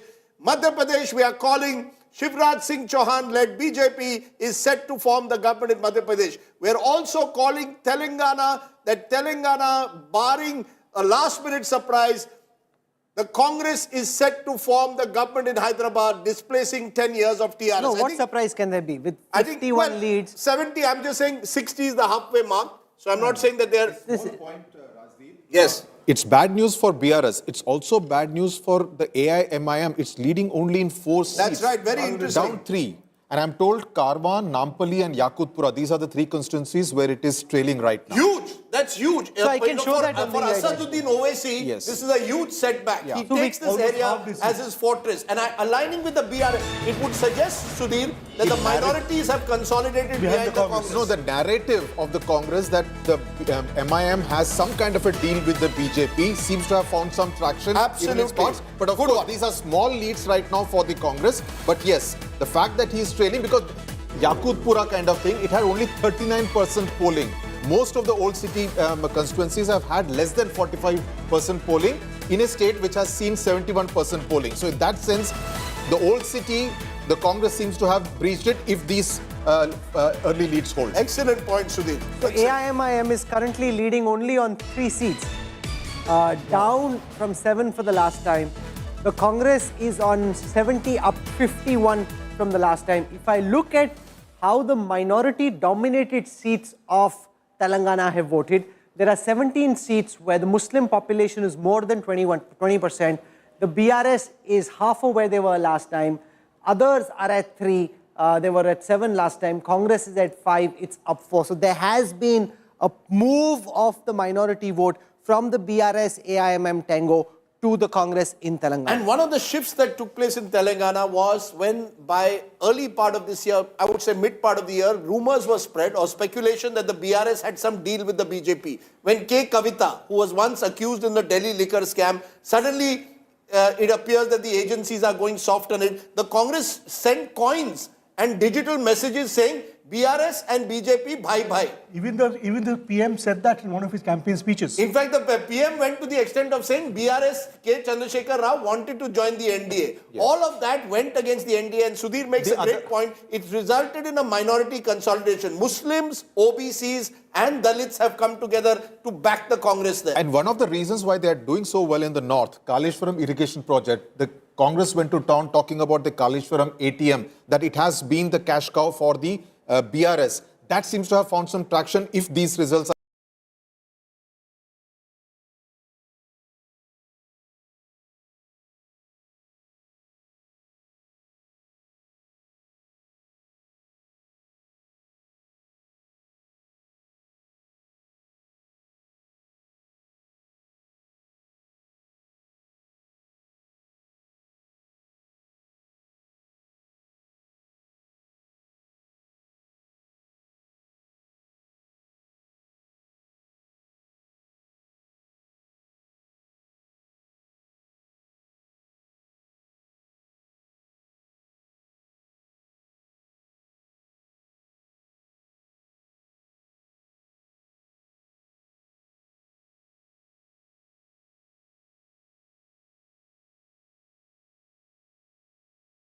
Nagarjun Dwarkanath is now live with us right outside Revant Reddy's residence. Nagarjun, power, police and politicians seem to sense that that's the man who will be the next chief minister. Well, that's true. In fact, the followers at Revant Reddy's house also are chanting the slogan that CM, Revant Anna CM. That's the slogans that we are hearing now. And all the recipes to celebrate are already here. The ingredients to celebrate the win. We can show you the crackers, the flowers, and the dole is already here. They started just celebrating now, but a message came from inside saying, wait for one more hour, don't start celebrating right away. And you can see the followers already on the other end in front of Revant Reddy's house that people are chanting slogans of him becoming the next chief minister of Telangana. But what is good news for him is he's leading in both the seats. He's a Jain slayer at this point of time because he took on the chief minister in Kamareddy head on, and he knew that it's a tough battle because it was not his typical conventional seat, but he did go there after Kodangal and contested there. Even on the polling day, he finished his voting in Kodangal and went back to Kamareddy to make sure that he goes around the booths talking to people and looking at all the preparations being necessarily done there and meet the Karyakartas as well. So all credit to him is what the Congress is saying. And also the message that I'm picking up is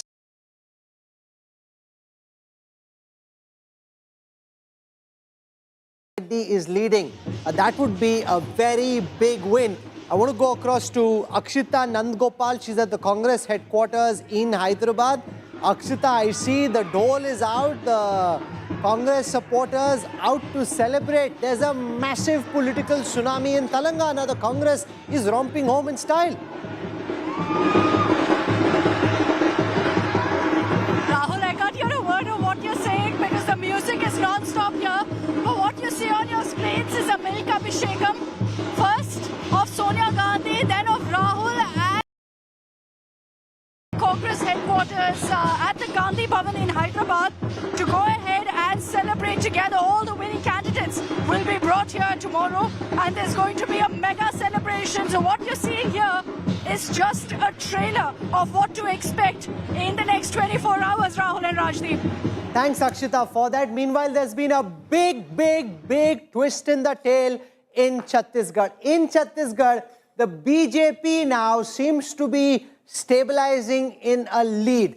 Remember, if the BJP is able to win Chhattisgarh, it would be a clean sweep. What a win it would be for the BJP in the Hindi heartland. The BJP at this moment leading on 49 seats in Chhattisgarh. Their leads, as you can see, are coming from across the state. They're not concentrated in any one pocket. The Congress is down to 39. That's a loss of 29 seats from the last time. Chhattisgarh is the big story at this moment because Madhya Pradesh is a sweep for the BJP. In Rajasthan, they've been in the lead for a long time. It is Chhattisgarh which seem to be slipping out of the saffron party's hand. Now the BJP is dancing in Chhattisgarh as well. At this moment, 49 leads, Rajdeep. for the BJP in Chhattisgarh. And the turnaround is taking place in the tribal belt. Remember last time 29 seats, the BJP won, the Congress won 25. Now in Bastar alone, the BJP leading in 8, the Congress in just 3, the CPI in 1. And the smaller party, the Amar party, is damaging the Congress. The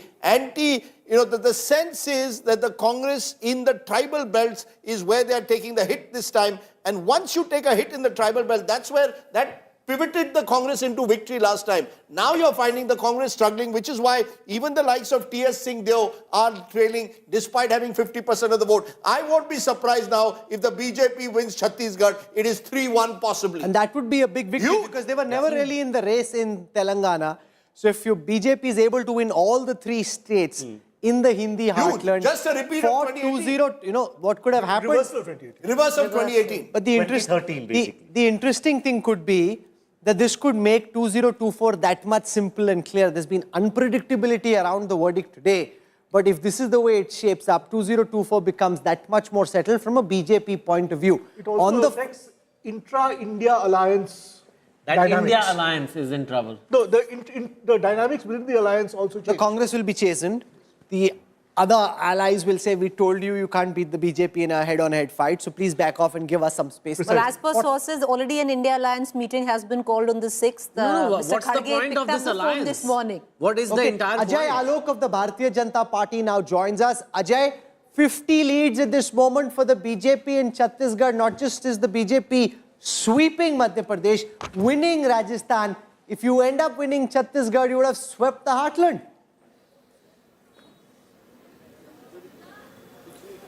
Well, Rahul, the trends are very encouraging, and we always knew it right from the beginning. Though the whole media in the country was not ready to believe that we are doing good in Chhattisgarh or we'll sweep Madhya Pradesh. Everybody was saying Rajasthan, okay, but Madhya Pradesh is tough, Chhattisgarh, no way. Everybody was saying. But we on the ground always knew that, yes, we are going to come. Because people understood this matchbox concept of Congress government, what they were operating in Chhattisgarh. The whole matchbox theory. Congress, corruption. Corruption, money. Money going to Naxals and money going for conversion. This whole thing happened in Bastar, and that was the reason that today Bastar has replied them. And that's what we were saying, that this complete matchbox concept of the Congress governance is going to cost them, and it has costed Chhattisgarh a lot. Like I've always said, Chhattisgarh pe 36 war ki hai Congress ne. It will take time for them to heal. So what you're talking about is the Bastar region. It's often said that the power to Raipur goes from Bastar. 12 seats in Bastar. At this moment, the BJP is leading on 8 of those. It had only won the last time. The Congress is leading only on 3, down 8. And if Chhattisgarh is also in the BJP's kitty, do you think it makes, Ajay Alok, the path to 2024 that much clearer from the BJP's perspective?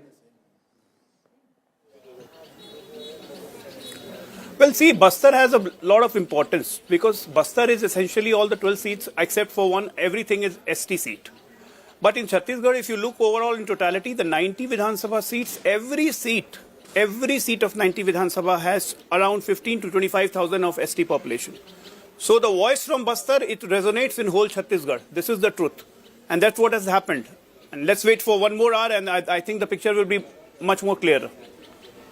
Is an interesting case study when you squeeze other leaders, likes of Arvind Netam, veteran Congress leader, left the party, formed his own Adivasi group. And Bhupesh Baghel was convinced, overconfidence, was convinced 3 months ago he's winning the election. So he didn't make any attempt to accommodate these leaders. They accommodated T.S. Singh Deo as Deputy Chief Minister in July this year.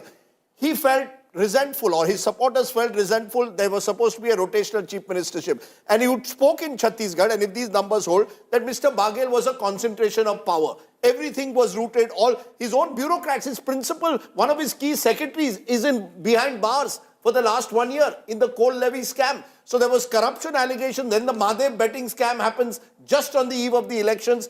And I think somewhere the sense went that Mr. Baghel is not inclusive enough. You have to be that. Shivraj Singh Chauhan, for all his other failings, has never given the impression ki main hi hu. He's always given the impression ki, I'm one of many. So I think Mr. Baghel, if these numbers hold, serious doubts over the way the Congress has run the campaign, and all full marks to the BJP for the way they've transformed their fortunes in both Madhya Pradesh and Chhattisgarh. Rajasthan, they were expected to win, but these two states are the two states that will give them lots of satisfaction if these numbers hold. And I think Bastar is where the Congress, the tribal belt, made huge mistakes. You didn't take a stand on religious conversion.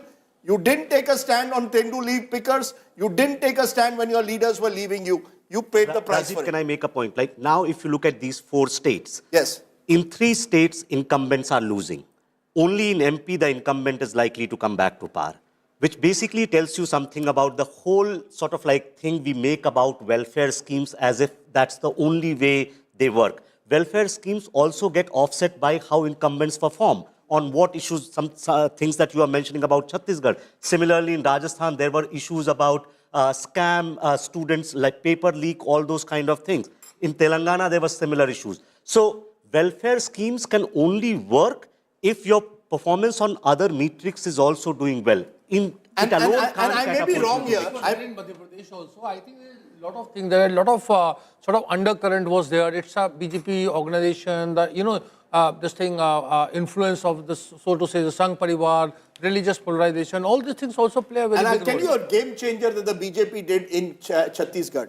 1 month ago, they announced a scheme of 12,000 rupees for women. This, and our numbers of Pradeep were showing it. Women voters, I keep maintaining, Rahul, there will never be a state which you will win without the woman voter anymore in India. And the BJP closed the gap, and actually in Pradeep's poll is leading among women voters. And Rajdeep did not announce a farm loan waiver because the Congress announced one. For the second time around, knew they were in trouble, announced a farm loan waiver like they did in 2018. The BJP didn't do that, but came back with a 12,000 rupees for married women. That's right. They've come for that. They've also given, of course, let's be honest, the BJP has also announced a slew of promises in Chhattisgarh, especially for the farmers. When it comes to MSP, they say we will double it. So all of that is there.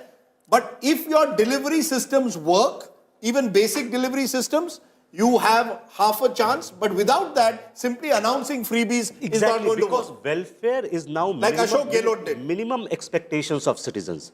You don't do anything for 5 years. If you are not going to provide welfare, you are not even in the race. But that, this is just to stand in the race. After that, you have to get other things also right to be able to win elections. And I just wonder, if it remains 3-1, what happens to the India Alliance and the Congress leading into 2024?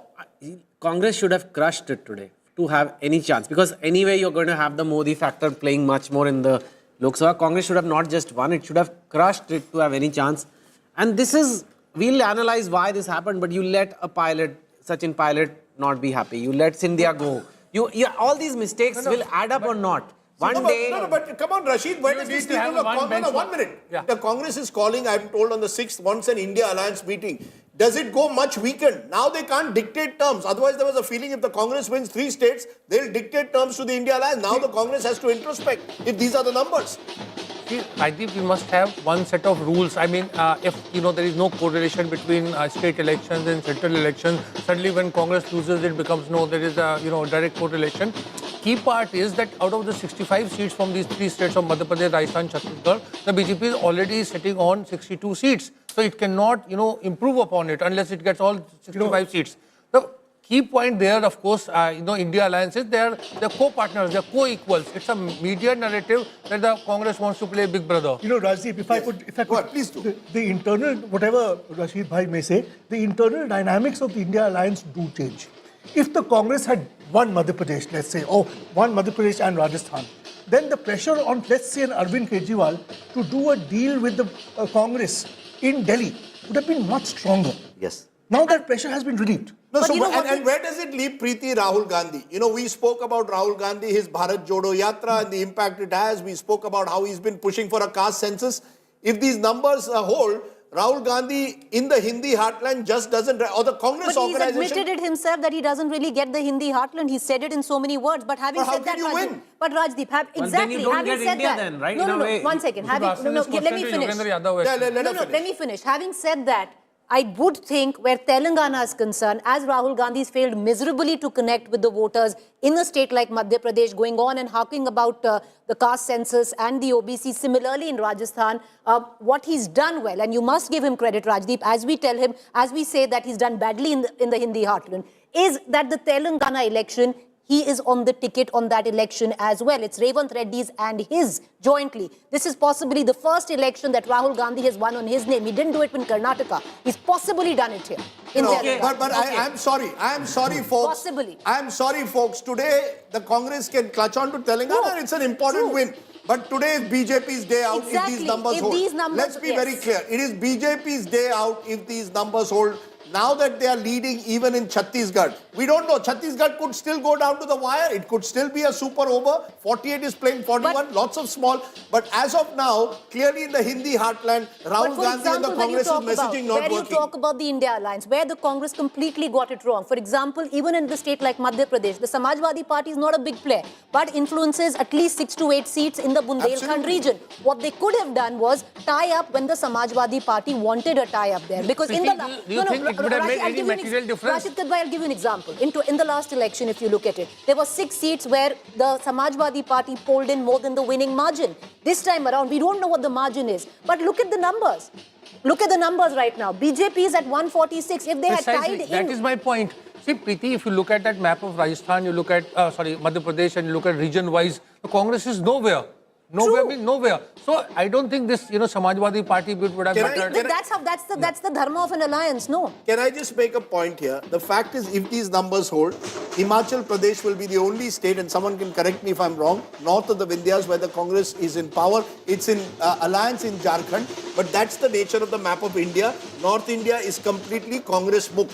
Similarly, South India is BJP mukt. Now, what does that mean, particularly with delimitation coming a couple of years down the line? We don't know. Raman Singh of Chhattisgarh, Dr. Raman Singh, and Dr. Saab, I remember meeting him and he said, मैं आपको पेड़े खिलाऊंगा, मैं 12 बजे आपके programme पे आऊंगा 3 तारीख को. Dr. Saab, if you are watching, you had said 12 बजे आप आओगे, आप 50 तक पहुंच गए हो. You're 5 above the halfway mark.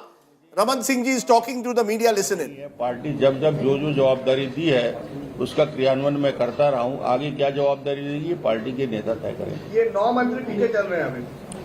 ये पूरी सरकार पीछे चल रही है. जब मुख्यमंत्री 2 राउंड में पीछे हो गया, इसका मतलब ये बता दिया कि जनमत उनके खिलाफ. दावे कर रहे थे, कई तरह के दावे थे. 75 पार तो आपने अभी भी कहा है. 75 की बात कर रहे थे और मैं कल भी आपको कहा था, मैंने आंकड़े भी बताए थे कि कांग्रेस कहां तक जाएगी और वो 40 भी क्रॉस नहीं कर पाएगी.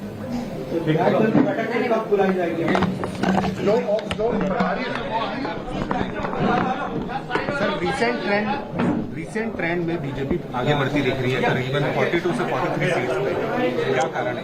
निश्चित रूप से भारतीय जनता पार्टी के पक्ष में शहरी और ग्रामीण क्षेत्र में स्पष्ट रुझान है और ये वोटों में जनता की आक्रोश परिलक्षित हुआ है और भारतीय जनता पार्टी जो आज रुझान दिख रहा है वो निश्चित रूप से आगे बढ़ के सरकार बनाने में सफल होगी. एमपी और राजस्थान में भी काफी बढ़त दिख रही है. तीनों राज्यों में भारतीय जनता पार्टी पूर्ण बहुमत के साथ सरकार बनाएगी. मुद्दे स्पष्ट रूप से 3 मुद्दों पे हमने बात किया था.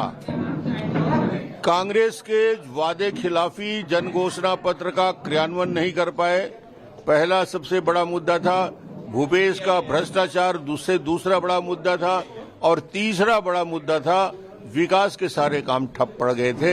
इन 3 मुद्दों को लेकर और भारतीय जनता पार्टी ने जो घोषणा पत्र जारी किया, मोदी जी की गारंटी एक सबसे बड़ा विश्वास था. सर, महिलाओं का वोटिंग परसेंटेज काफी ज्यादा रहा. क्या लीकर बैंक का जो उनका मुद्दा था, जो वो प्रॉमिस किए थे, वो महिलाओं के 12,000 रुपया मासिक देने की योजना और महिलाओं को सम्मान के साथ 500 रुपया गैस सिलेंडर में देने की बात और 18 लाख आवास देने की बात, इन मुद्दों को लेकर उनके अंदर बात आई. Former Chief Minister of Chhattisgarh, and the interesting thing is, when he comes out in this fashion, he is in some ways staking claim. He was never really projected. The likes of Arun Sahu or maybe even an O.P. Chaudhary, Braj Mohan Agarwal, those are the kind of faces the BJP put out. But Shivraj Singh Chauhan and Raman Singh both coming out and staking claim. And it's very clear from these numbers at this moment that it could be 3-0 in the Hindi heartland. Bad news. Somebody sent Rashid Kidwai a message, the laddus are leaving the Congress office, it seems. Yeah, वो कह रहे उसकी मिठास चली गई. मिठास चली गई कि लड्डू भी गए? The message to the Congress, again and again you celebrate prematurely. At 7 in the morning, who brings laddus to the party office? And let me tell you this, 2 months ago, the BJP looked in trouble in both Madhya Pradesh and Chhattisgarh. Look at how they worked there. In Chhattisgarh, they concentrated on the Sahu Samaj. They concentrated on bringing back Raman Singh into the fold. So you had an older leadership as well, which was being looked after. They targeted the woman voter consciously. They targeted Bhupesh Baghel on corruption, put up a strong candidate against Bhupesh Baghel. A lot of micromanagement, Rahul. The difference I maintain between the Congress and the BJP, especially in the Hindi heartland, organizationally and micromanagement, is much better. The Congress, on the other hand, thought Chhattisgarh is a done deal, and the Congress thought, or so thought Kamal Nath, that Madhya Pradesh is a done deal. You paid for your overconfidence. And the BJP is just too strong an election machine to be ever, thought that you can pummel them into submission. Karnataka... And Kamal Nath rebuffed SP for even 4 or 5 seats. Kaun hai ye Akhilesh Vakilesh? I mean, you can't talk like this. Kaun hai ye Akhilesh Vakilesh? During the recent Diwali Milan, and then once again over dinner recently, I had a long conversation with Home Minister Amit Shah around his level of confidence for Madhya Pradesh and Chhattisgarh and Rajasthan. And I said that the polls seem to suggest a much tighter fight. What gives you this confidence? And what Amit Shah said, I think, is very important for viewers to understand what seems to have happened in these states. He says, if the poll shows that 100 people are voting for the Congress, listen carefully to what I'm saying, it's not wrong. That could really be what the poll shows. Maybe 80 people are voting for the BJP in that poll, and that poll is correct. He says the limitation with the poll is that the poll doesn't account for how many people the party can bring out on polling day to the booth and get them to vote. So if 100 said they were voting for the Congress, but only 70 showed up, 30 who said they wanted to vote for Congress didn't go to the polling booth, did not vote, the Congress gets only 70. But if 80 said they wanted to vote for the BJP, but if the BJP is able to pull out, say, 75 of them, you are still 75 versus 70 on counting day. He says that's the one thing the pollsters cannot account for. My ability, the party's ability to bring voters to the polling booth on polling day. That is the big difference. If the Congress is losing Chhattisgarh at this moment, it is the micromanagement of the BJP that's helped them. If they're winning that big in Madhya Pradesh, it's their ability to manage this election. The Congress in Telangana is doing well, but in the Hindi heartland, the direct power versus the BJP, the Congress has been bested at the hustings. Except for the 2018 election, show me one election in the Hindi heartland, and now I'm going back to a decade and more, where the Congress has bested the BJP. Where is it? In the Hindi heartland, where the Congress has bested the BJP. You've seen what's happened in Uttar Pradesh over the years. The Congress is a completely fringe figure. In Rajasthan, they won last time and they lost this time. They'll say it's rotational chief minister. Chalo, we'll give you that every 5 years the government changes. Madhya Pradesh, how can you go, you believed that you had the state for the grabs, you lose it. Chhattisgarh, you are overconfident thinking Bhupesh Baghel won by a 2/3 majority last time. Jitna bhi kam hoga, 15-20 kam ho jayenge. I spoke to a congressman 3 days ago. I said, Chhattisgarh mein kya hai? 50-55 to aane hi hai, uske upar aayenge to acha. How? नहीं last time थोड़ा कम हुआ है लेकिन इतना नहीं. That means you have not done your micro level management. You should have accommodated an Arvind Netam. You should have accommodated local leaders. Unless you do your local level management, as you said, Rahul, the last time, correct me if I'm wrong, the Congress has won 2 consecutive governments. 2 consecutive governments, been re-elected. Is Tarun Gogoi in a big state, in a big state, 2011. In 2011. Mukul Sangma. When was the last time the Congress has defeated anti-incumbency and won? Only Tarun Gogoi last in 2011. That means for the last 12 years, whenever you win also, you know how to grab defeat from the jaws of victory. Just as far as trivia is concerned, there was also in 98. Mukul Sangma in 2013 and Ibobi Singh was at that time in the Congress in 2012. Then you go back to Digvijay Singh in 98. No, so there is a problem. No. Before that, there was Sheila Dikshit. No, but isn't there but Rahul, I love election trivia, so don't mess with but Rahul Kanwal, isn't there a question to be asked that if you cannot, the BJP is able every now and then to get its governments re-elected. They did it in Uttar Pradesh. Every now and then they're doing it again and again. Every now and then is not the right way to put it. Uttar Pradesh, Uttarakhand, Madhya Pradesh, Haryana are all examples where the BJP has shown the power to get their governments re-elected. So they are able to best anti-incumbency by a mix of welfareism, decent governance in some instances, and the micromanagement that you spoke about. On the other hand, the Congress party has not been able to do it for the last 10 years. And then therefore the charge will be Sarkar banti hai and then you are arrogant in power. Because Sarkar to ban gayi, ab rahegi. No, Rajdeep, but you look at this way. You see, if you trust, regional leadership of Kamal Nath, Bhupesh Baghel and Ashok Gehlot, you are accused of, not doing anything. If you take everything in control, you say there is over-centralization. And there are a lot of factors. It's not simple. Look at welfareism. Ashok Gehlot did try to do that. Bhupesh Baghel tried. It failed. Maybe there is a lot of undercurrent for Ram Temple and all. I mean, we do not know why the BJP is winning with such a big margin. Is it undercurrent for Ram Temple, Rahul Verma, or is it that the Congress simply is unable to handle power? Once they are in power, the accusation is they become ATM machines. I mean, their governments are used to simply finance other governments. If you look at Rajasthan, to be fair to Ashok Gehlot, he's been chief minister 3 times. He's run reasonable governments. Yeah. But it is the nature of he's run reasonable governments, to be fair to him. He's run reasonable governments. There are paper leaks in there. A bipolar polity that he loses. No, I'll tell you what happened. And Preeti, you'll remember this. The youth of Rajasthan, any young man I met said, "Dekhiye paper leak kaisa hota hai." Koi But Rajdeep, can I be honest? I've travelled all across Gujarat as well. And at that time, paper leaks was a huge issue. Did they vote on it? No. To be honest, I don't think the vote has really come on paper leak. And to give Gehlot at 72, Gehlot has lost miserably the last time he was 21. But first point, in Indian politics, you are always going to see more people unhappy with any government than you are going to see happy. It's just the nature of politics. That's why it's called as cost of ruling. I think we were all thinking that BJP has a state problem and Modi has to come every time to pull up the state. In fact, these elections are showing that BJP is a very agile and a very, very adaptive It's more party, cohesive, right? Rajdeep. And they basically change what you call micromanage or micro-detailing. They plan much more like perhaps as Australia planned against India in the World Cup finals. They not just outplayed, but they had outthought about what the soil is going to look like, You're equating India with No, but the central leadership in the Congress doesn't really work with the state leadership. It's happened at various levels. You had, in Madhya Pradesh, I remember 3 or 4 of Rahul Gandhi's rallies were cancelled because he just wasn't popular enough. You had murmurs within the Congress local unit that Kamal Nath wasn't listening to the central leadership. When you look at Rajasthan, Gehlot ran this campaign practically on his own. Could Sachin Pilot have been better accommodated? Definitely. You could see all was not well even though Rahul Gandhi was going to Rajasthan. You could see that all's not well in that unit.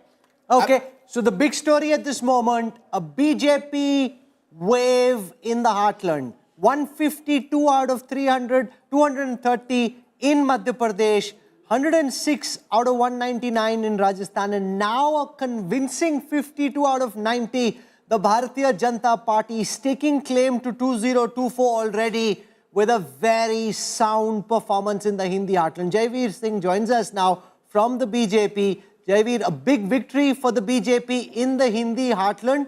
Chhattisgarh initially seemed a bit tricky, but now as the rounds get counted, settling in quite comfortably in favor of the Bharatiya Janata Party.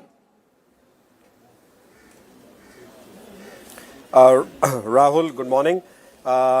It is going to be balle for the Bharatiya Janata Party in all the 3 states. The dhol and the laddu celebration is going to come into the BJP's camp. The question is what will happen to all the laddus which the Congress party ordered. Number 2, the clear message is that Mr. Rahul Gandhi's politics of abusing the Prime Minister, appeasement and betraying the voter has been outrightly rejected. Let's not forget, he conducted the Bharat Jodo Yatra in Rajasthan and Madhya Pradesh. The Bharat Jodo Yatra has proven to be voter Todo Yatra for the Congress party as far as these 2 states are concerned.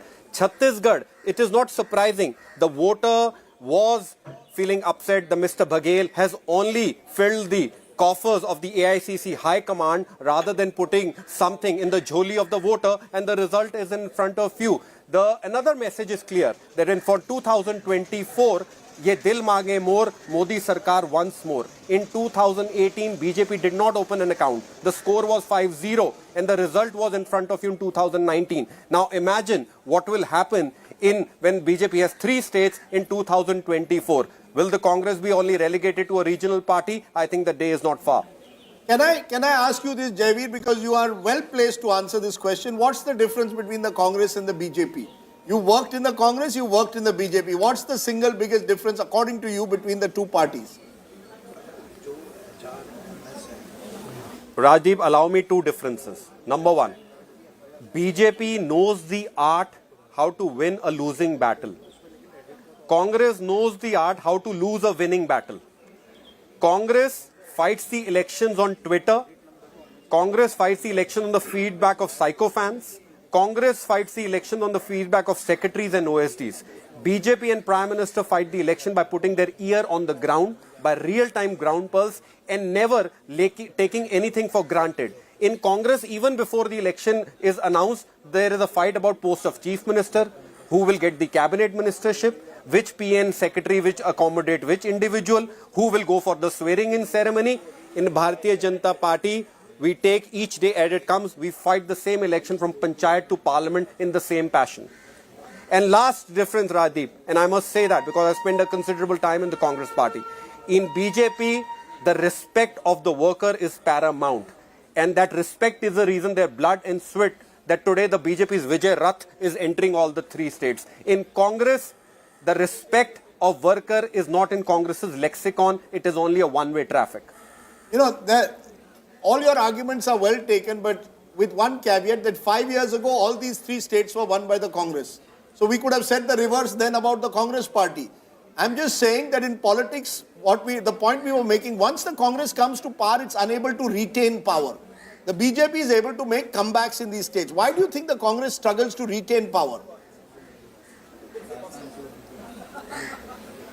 I think, Rajdeep, you know, in politics, I'm very well aware, someday you're the pigeon and someday you're the statue. The issue is, the minute Congress wins an election, they take the next win for granted, and it's a hands-up approach. It's a complete surrender approach. Congress के भाग्य भरोसे और भगवान भरोसे चुनाव लड़ना शुरू कर देती है और मेहनत करनी छोड़ देती है. Look what is happening in Karnataka. They have won with a decisive mandate. There are allegations, stink of corruption coming from that state already. Infighting in that state has started already. Congress focuses more on their internal fiscal management and fixing management rather than delivering to the voters. BJP does not take any win for granted. One win does not ensure us a win in the second. That is the mantra we go in. We fight every election with the same sarfaroshi and shiddat from panchayat to parliament. You saw Mr. Amit Shah putting up posters in municipal elections in Hyderabad. I have never seen that culture in Congress party. And that is the major difference. So two things have changed from the last time. One, the Congress's lead in Telangana, which had reached 73, is now down to 67. In Rajasthan, the lead of the BJP, which was 104, 105, is now up to 110. Chhattisgarh is 47 versus 42. And I want to take the margin calculator to see if Chhattisgarh is settled or is Chhattisgarh still tight. So, again, as I said, this level of analytics, nobody can do anywhere on national television. 63 seats in Chhattisgarh at this time, where the margin is less than 500 votes, ladies and gentlemen. Less than 500, 63 such seats. The BJP leading on 30, the Congress leading on 32. So at this moment, if anybody is dancing in Chhattisgarh, I'd say just give it some more time, at least 1 or 2 more hours for these leads to settle. How many seats have a margin of less than 1,000? 68 such seats. 34 of those for the BJP, 33 of those for the Congress. Chhattisgarh is on a knife's edge at this moment. Very, very tight. In Rajasthan, though, the BJP's lead is increasing. The one place where one party or one platform is winning without any contest is the live concurrent data, where India Today's lead continues to increase over all our competition. India Today now almost thrice the viewership of our next rival, which is Times Now, Republic at third, NDTV, CNN, beyond, they're like way low. Nowhere in any polling that's happening at this time is the lead quite as much. Remember, this also in some ways is live counting data, and this counting data, Chetan, clearly shows that India Today's lead is almost thrice. You could add up times now in Republic. They still wouldn't get to anywhere near India. Before In fact, Chetan comes in, can I crack a 80. joke? No, Rajdeep, I think you can add all of them and they still won't come to India Can I Today. crack? You see, since you have advertised this program as double engine, right?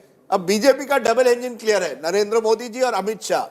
हमारा double engine कौन है? Who is Narendra Modi? Who is Amit Shah? Chetan. Who do you want to be? Who do I want to be in my next life?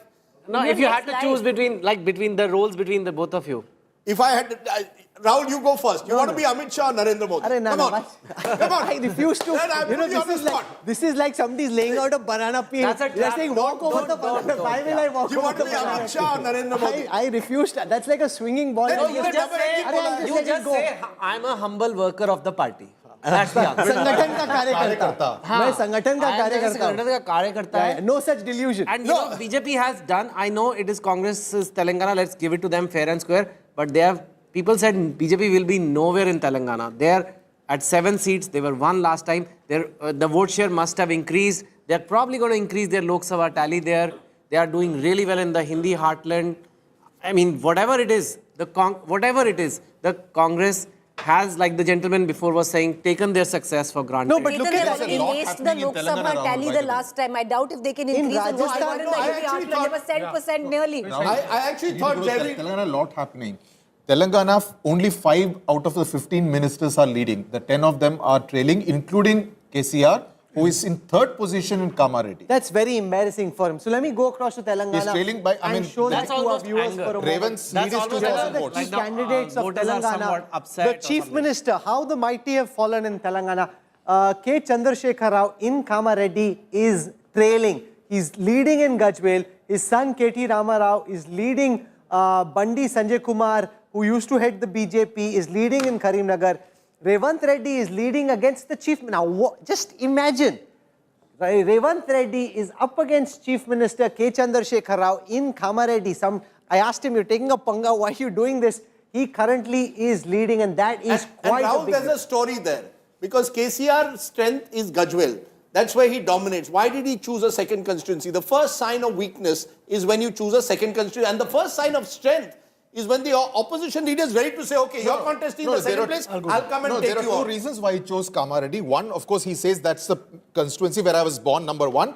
Number 2, he wanted to influence Nizamabad, where his daughter is going to stand for election in 2024. It's the adjoining constituency. But when you start contesting 2 seats, it's the first sign of some weakness. And when your opposition is willing to take you on there, it gives a sense to the rest of the cadre. Because the local Kamareddy MLA was not a strong candidate. There's another interesting development happening. BJP, 7 seats leading. Now, where are they leading? Apart from their usual places where they could have led, Nizamabad urban and Armoor. Now, both these constituencies have a sizable Muslim population. So, what is happening in Nizamabad district is interesting. So, we can show the 7 BJP leads. They're leading in Adilabad, Alampur, Armoor, Gosha Mahal, Karimnagar and Maheshwaram, and Achampet, which is a reserved Dalit seat. Those are the 7 BJP leads. The Congress is leading on 69. That's up 50. And if you see, the Congress has leads. In the north, the Congress has leads. Except in the south, where the Congress doesn't seem to have done quite as well. In central, which is a bit surprising, frankly. Because Mehboob Nagar is where Revant Reddy is contesting from, district. So we can come once again to some of the VIP seats of Telangana. Madhu God Yashki is leading in Lal Bahadur Nagar. Revant Reddy is winning on his 2nd seat as well. Itla Rajendran training in Gajwel. 2 K. Chandrashekhar Rao, the nephew of Chief Minister K. Chandrashekhar Rao. Harish Rao is leading in Siddipet. Itla this ball out of the park. If this is a semi-final, at this moment, 325 leads for the BJP. Okay, we are predicting one more state. We can say now with some comfort that the BJP will form the government in Jaipur. Rajasthan's reverse of governments changing every 5 years will be maintained. The BJP now a comfortable 40, almost 50 seats ahead of the Congress. We can say with some comfort that the BJP will form the next government in Jaipur. So, BJP forming a government in Jaipur, BJP forming a government in Bhopal, Congress set to form a government in Hyderabad. It is Chhattisgarh where the issue, as Rahul showed with that margin calculator, is still up in the air. Lots of seats still under 500 and the margin between the 2 leaders in single digits. Let's go to Nagarjun Dwarkanath, who's joining us from from Hyderabad. Nagarjun has always knew where the winner was, and he's been at Revanth Reddy's house over the last few days. Nagarjun, you seem to pick the winner, whether it's in Karnataka or in Hyderabad. You know where the winner is. Where is Revanth Kadu? Rajdeep, could you please repeat the question? It's too loud. We are unable to hear you. Can you please repeat the question? My question is very simple. What is it that, how is it that you manage to find yourself always with the winner? I remember about 6 months ago, you were outside Siddharamaia's residence. This time you're outside Revanth Reddy. Is it a done deal that only Revanth will now be the chief minister? And did you have some inkling right from the beginning? Helps to be a pilot. Rajdeep, in fact, when I moved to Hyderabad in September, it was clear-cut the cadres were behind Revanth Reddy, and also when you have off-record chat with him, you know the way leader is thinking, you know the confidence, that where the confidence is coming from and the strategy they are doing. In fact, I've met all the three parties here, but it was Revanth Reddy who had all the confidence within the Congress party that I kept asking him, how do you manage to get 19 to 60? It's impossible because it should be a tsunami, and on ground when we go to people, they are still undecided. What Revanth Reddy used to, you have to look at it as a fresh elections. Everyone starts from 0 and not from 19. KCR is at 0, we are at 0. Both are starting afresh, and this is a fresh election. You can't carry forward the previous seat, is what he used to say. But look at the celebrations already. They have decided that he is going to be the chief minister, at least his followers. They are celebrating with crackers, they are celebrating with dolls, flags at Revanth Reddy's house, and of course India Today is also here to cover all the color, and I'll try my best to get his interview first, like how we got Siddaramaiah, like how we got Mr. Basuraj Bommai. So Raman Singh is speaking to our correspondent in Raipur. I want to go across and see if we can catch that interview. Here it is.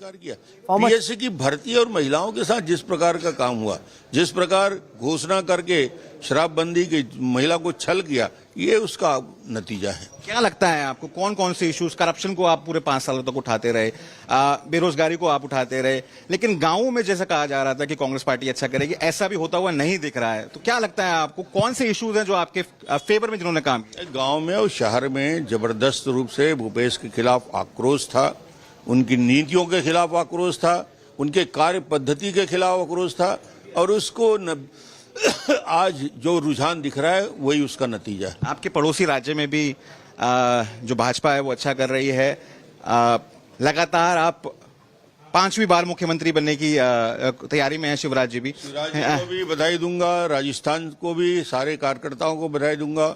Rajasthan में, मध्य प्रदेश में, छत्तीसगढ़ में, तीनों जगह Bharatiya Janata party का परचम लहरा रहा है। इसका यदि क्रेडिट एक लाइन में दूं तो माननीय प्रधानमंत्री जी की योजनाएं, प्रधानमंत्री जी की गारंटी, और नरेंद्र मोदी जी और माननीय अमित शाह जी ने, माननीय प्रदेश राष्ट्रीय अध्यक्ष जी ने जिस प्रकार नड्डा जी ने मेहनत किया, उसका नतीजा तीनों राज्यों का रिजल्ट है। सस्ता सिलेंडर देना और जो मैदारी योजना है, आपको लगता है कि ये सब चीजें भी लोगों में गई और इनका फायदा मिला आपको? निश्चित रूप से महिलाओं के लिए 12,000 के देने की योजना का असर हुआ, और किसानों को 31 रुपये में धान खरीदी का वादा और 2 साल का बोनस। मेरे सामने मिठाई रखी हुई है, मैं जाऊंगा, मेरे कैमरा पर्सन दिखाएं। आपको खिलाएगा आला कमान और दोबारा से मुख्यमंत्री पद पर आसीन करेगा? 15 साल आप रहे मुख्यमंत्री, बीजेपी का बनेगा ये तय हो चुका है। कौन बनेगा ये चेहरा विधायक दल तय करेगा। कब होगी बैठक? आज हमारे वरिष्ठ नेता आएंगे शाम को और एक बार बैठ के चर्चा करेंगे। धन्यवाद हमसे बात करने के लिए। ये थे doctor Raman Singh. You have to. That's Chief Minister Raman Singh. 47 leads for the BJP, 41 for the Congress. I want to walk across to the election intelligence dashboard and give our viewers a sense of whether Chhattisgarh is settling in, or could there be a twist in the tail. If BJP wins Chhattisgarh, it's 3-1.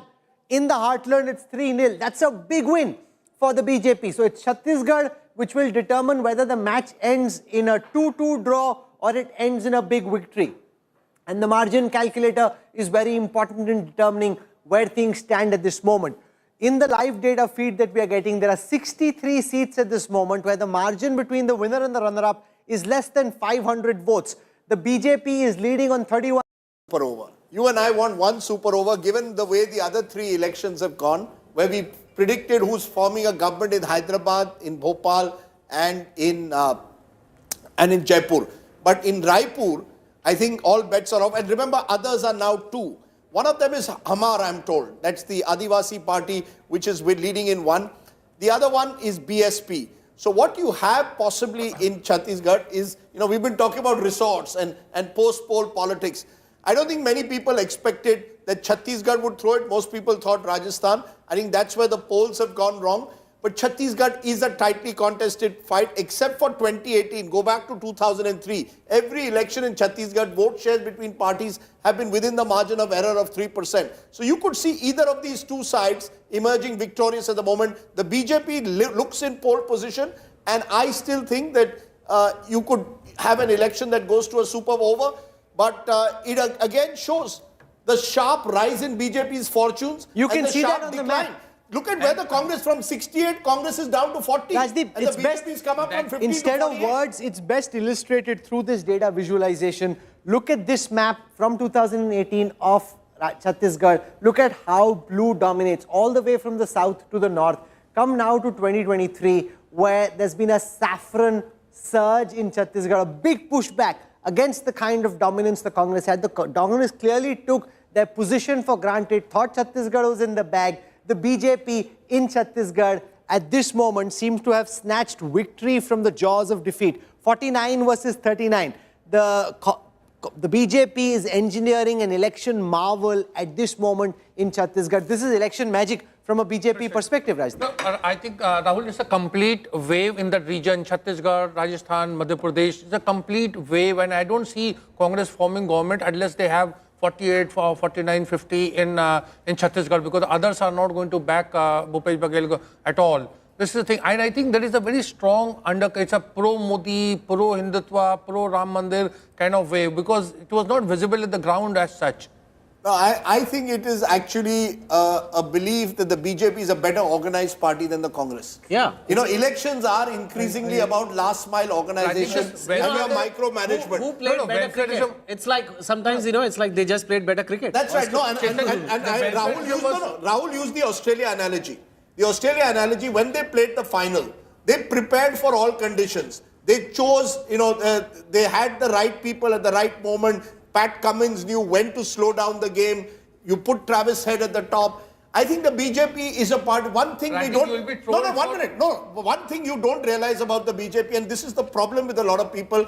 There is an election machine that works right down. I think Jaivir put it well. They are willing to be flexible.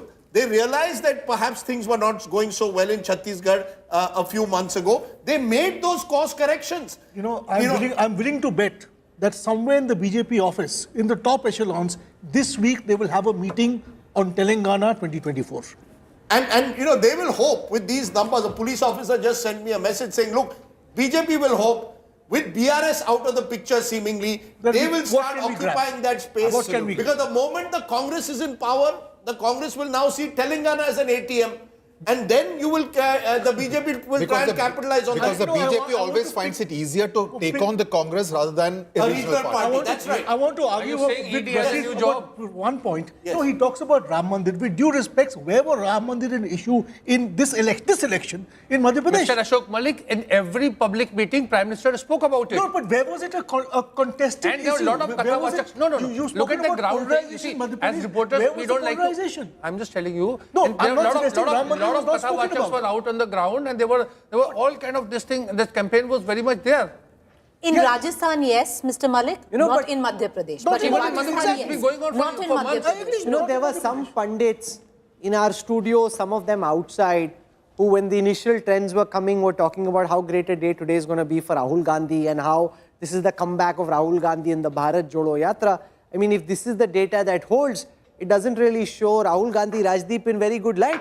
I mean, because initially all the because everybody was making it Rahul Gandhi ne aisa kar diya, waisa kar diya. Now what? Because there is a wave. No, 1 minute. The welfareism was bashed by Ashok Gehlot and Bhupesh Baghel. So welfareism is not a a kind now of. Now if it goes earlier, all of you were saying, "Oh, Rahul Gandhi has done this, done that. His credibility is much higher post the Bharat Jodo Yatra." Now what's happened? No, 1 minute. Can I just make this point that Rahul Gandhi, Bharat Jodo Yatra, is working south of the Vindhyas, where the Congress organization is already well established, and the Congress is the principal challenger either to the regional party or the BJP. He has not offered any narrative. Let me finish. He has not offered any narrative which can shake up the Hindi heartland, where clearly Mr. Modi is Neta number one. No, but 2 hours ago, the narrative in this studio was different. No, not everybody was talking about how great a job Rahul Gandhi has done. Now it's a big victory for Rahul Gandhi. You see, Rahul, I'm saying that Rahul Gandhi is this thing of Mohabbat ki dukaan has not clicked. वो दुकान बंद हो गई. आप तो सुबह बोल रहे थे क्लिक कर गई. No, the results have proved otherwise. That's what I'm saying. No, that's the problem with pop panditry. No, it's not panditry. It's, you see, the thing was not when Prime Minister Modi was talking about, Ram temple issue, people thought it's not an issue, it's not finding traction. It shows that it has found traction. When Katha watchers were going town to town, city to city, village to village, you can't say Madhya Pradesh has been I don't think this election has anything to do with Ram Mandir or Hindutva. State elections are fought distinctively on local issues, based on the quality sometimes of your local leadership, your organization of elections, your last mile connectivity. I have been saying this for the longest time, that the Congress on all these fronts is weak in the Hindi heartland. In the and it's not just doing one Bharat Jodo Yatra is not going to repair the damage organizationally that you've had over 20 years in the Hindi heartland. On the other hand, just a minute, sir, because let's be fair, in the southern part, we make sweeping statements either way. There are nuanced statements to be made. In the Hindi heartland, for the last 20 years, the BJP has been the dominant party. The Congress is organizationally weak. You can't recover it with one yatra. On the other hand, in South India, the Congress is organizationally more robust. Come on, in Telangana they hardly had an organization before Karnataka. A lot of them put together now. No, you can't. The point I'm making, because Rahul Kanwal, you can't have it both ways and say South India, I will give no credit to the Congress, but I will give all the credit to the BJP in the Hindi heartland. I am giving all the credit to the BJP in the Hindi heartland. I am giving credit to the Congress. You are misrepresenting what I am saying. The point I am making is that if they won in Telangana, it's because there was massive anti-incumbency against the state government. It was not a pro-Congress It's not as if our pundits sitting on one side were making it seem as if Rahul Gandhi has led the party to power in Telangana. Here's what's happening at the BJP headquarters. Let's take a look at the images over there. I don't know why. In Bhopal, Ashwini Vaishnaw, the Union Telecom and IT Minister, he played a big role. This was one of his big Sangathan responsibilities. He and Bhupendra Yadav. He's been in Madhya Pradesh for a very long while. It's a big victory. 157 leads. Make no mistake, the biggest victory of all today is in Madhya Pradesh. And the reason for that is you are up against 4 terms of anti-incumbency. From there, for the Bharatiya Janata Party to pick up 157 seats is a phenomenal achievement that you simply cannot take away. The BJP, they're celebrating at its office. Ashwini Vaishnaw, he's seen largely as a technocrat, suave minister. He's really been put out there in an attempt to try and up his organizational skills as well, given a tough challenge.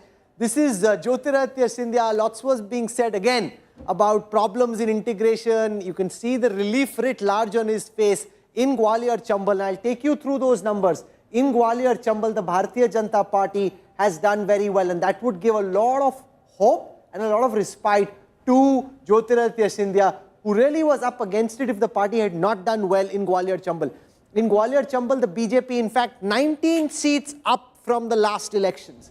In Bagelkhand, down 2, Bhopal up 1, Bundelkhand up 4. The biggest gains are coming from that Gwalior Chambal belt of Jyotiraditya Scindia, where the BJP is up 19. In Mahakaushal, they're up 15. In Malwa, they're up 17. In Nimar, they're up 4. The BJP really, Rajdeep, hitting it out of the park and making electoral history in Madhya Pradesh. So many terms of anti-incumbency when you're up against this, to get this verdict is a phenomenal achievement. It shows that after Gujarat, possibly after Gujarat, Madhya Pradesh is going to be the next BJP dominant state, because you're going back to 2013 where the BJP had swept the state, and after the comeback that the Congress made in 2018 to be back to square one in a two-party state suggests to me BJP on the march in Madhya Pradesh. And remember, there are 29 seats in Madhya Pradesh Lok Sabha, 11 seats in Chhattisgarh. Add the 2 with these numbers and what you've had in Gujarat. Let's listen to Ashwini Vaishnaw. BJP all the way. सरकार ने काम किया है double engine की सरकार के प्रति जो जन जन का विश्वास है, मोदी जी के नेतृत्व के प्रति जो जन जन का विश्वास है और जिस तरह से शिवराज जी की परफॉर्मेंस रही, काम हुआ है, उसके आज परिणाम सबके सामने है। संगठन ने जो काम किया उसके परिणाम सबके सामने है।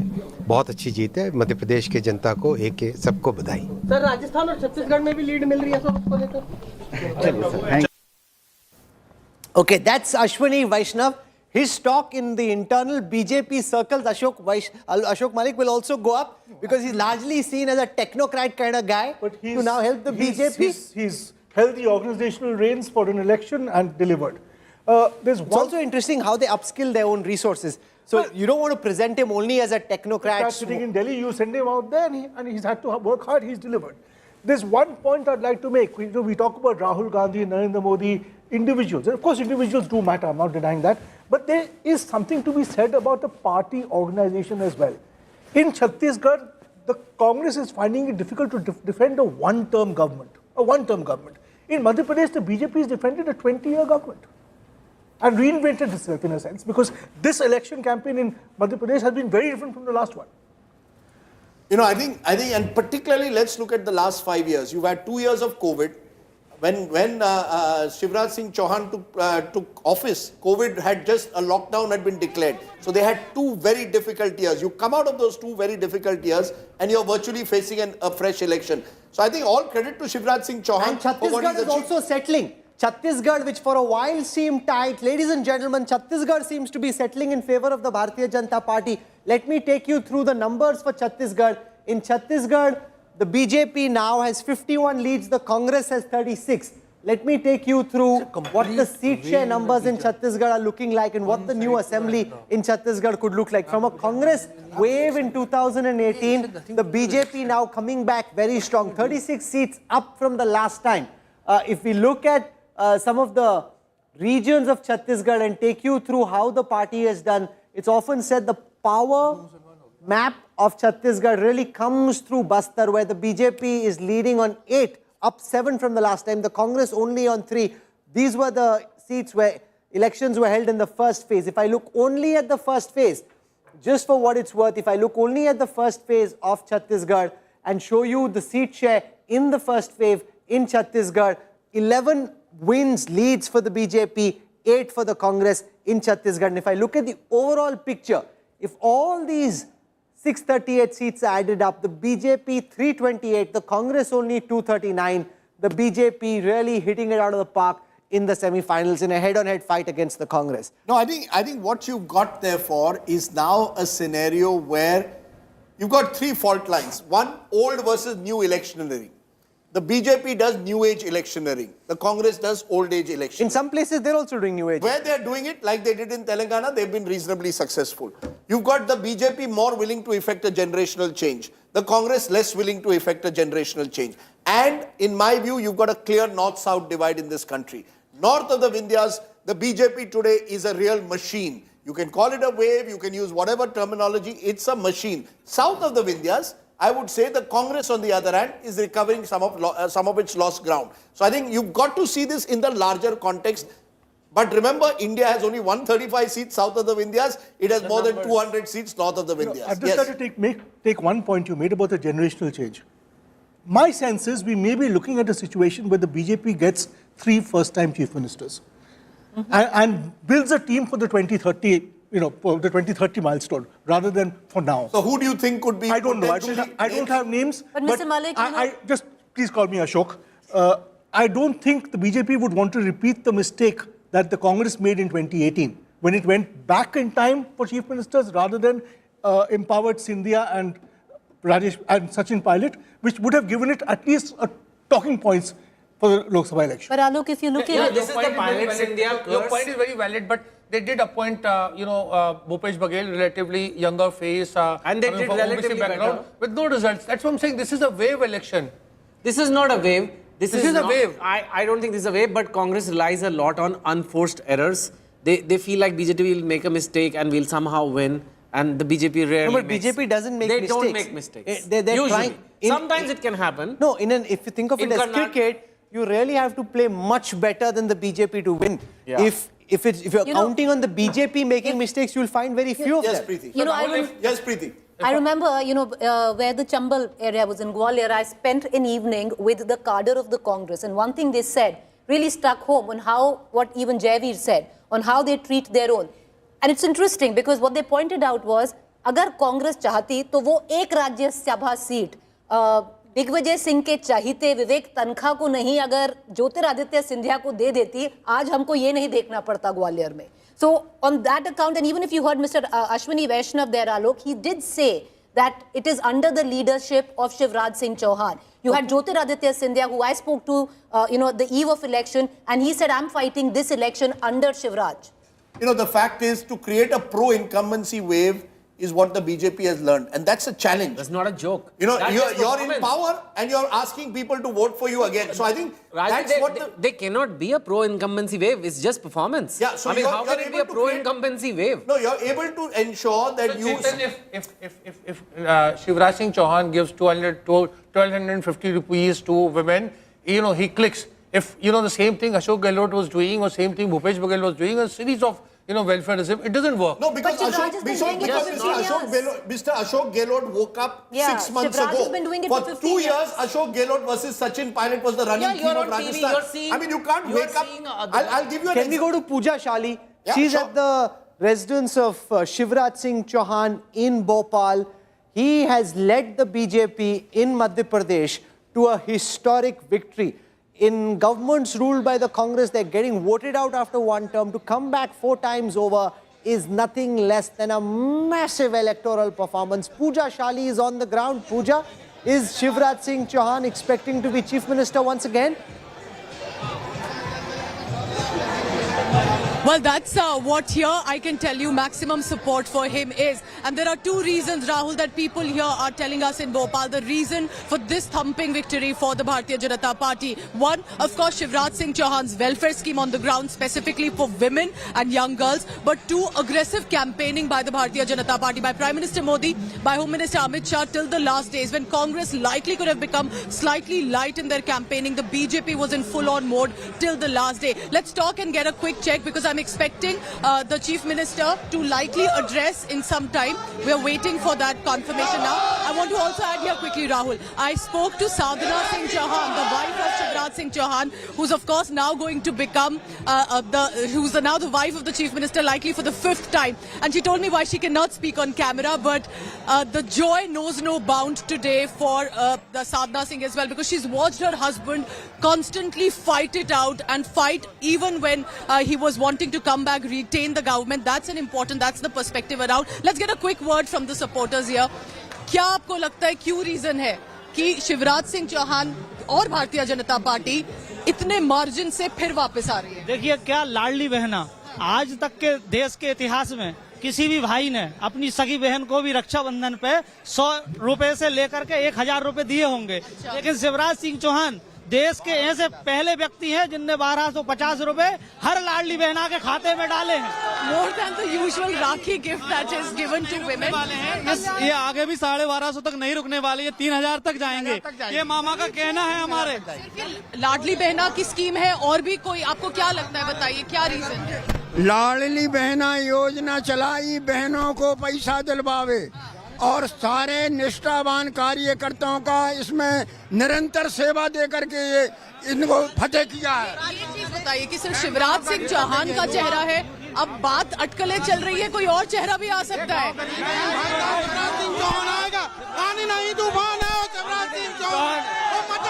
For now, Rahul, the support is for Mama Ji, who's also the brother, who's also, in many words, a father. He's become that figure, a figure who you can connect to as a local resident. Sir, आखिरी word. युवाओं को जितना प्रभावित शिवराज जी ने किया है, क्योंकि स्वामी विवेकानंद जी कहते थे संगीनों के साए में असली आजादी. Let's just go straight to our correspondent Piyush, who's with Ashwini Vaishnaw at the moment. Also in Bhopal. Listen in. क्या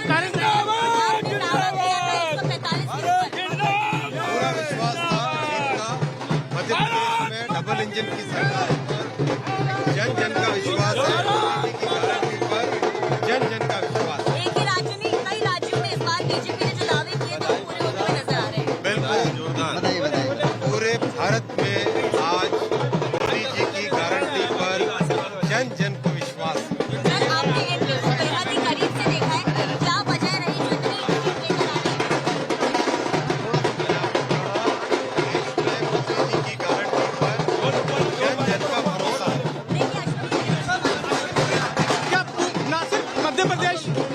प्रदेश, राजस्थान और कई जगह पर अच्छा परफॉर्मेंस खास तौर पे मध्य प्रदेश में, छत्तीसगढ़ में, राजस्थान में, पूरे देश में आज मोदी जी की गारंटी पर भारत का भरोसा है, जन जन का भरोसा है, जन जन का विश्वास है कि इस देश को मोदी जी ही विकसित भारत में ले जा सकते हैं, विकसित भारत बना सकते हैं।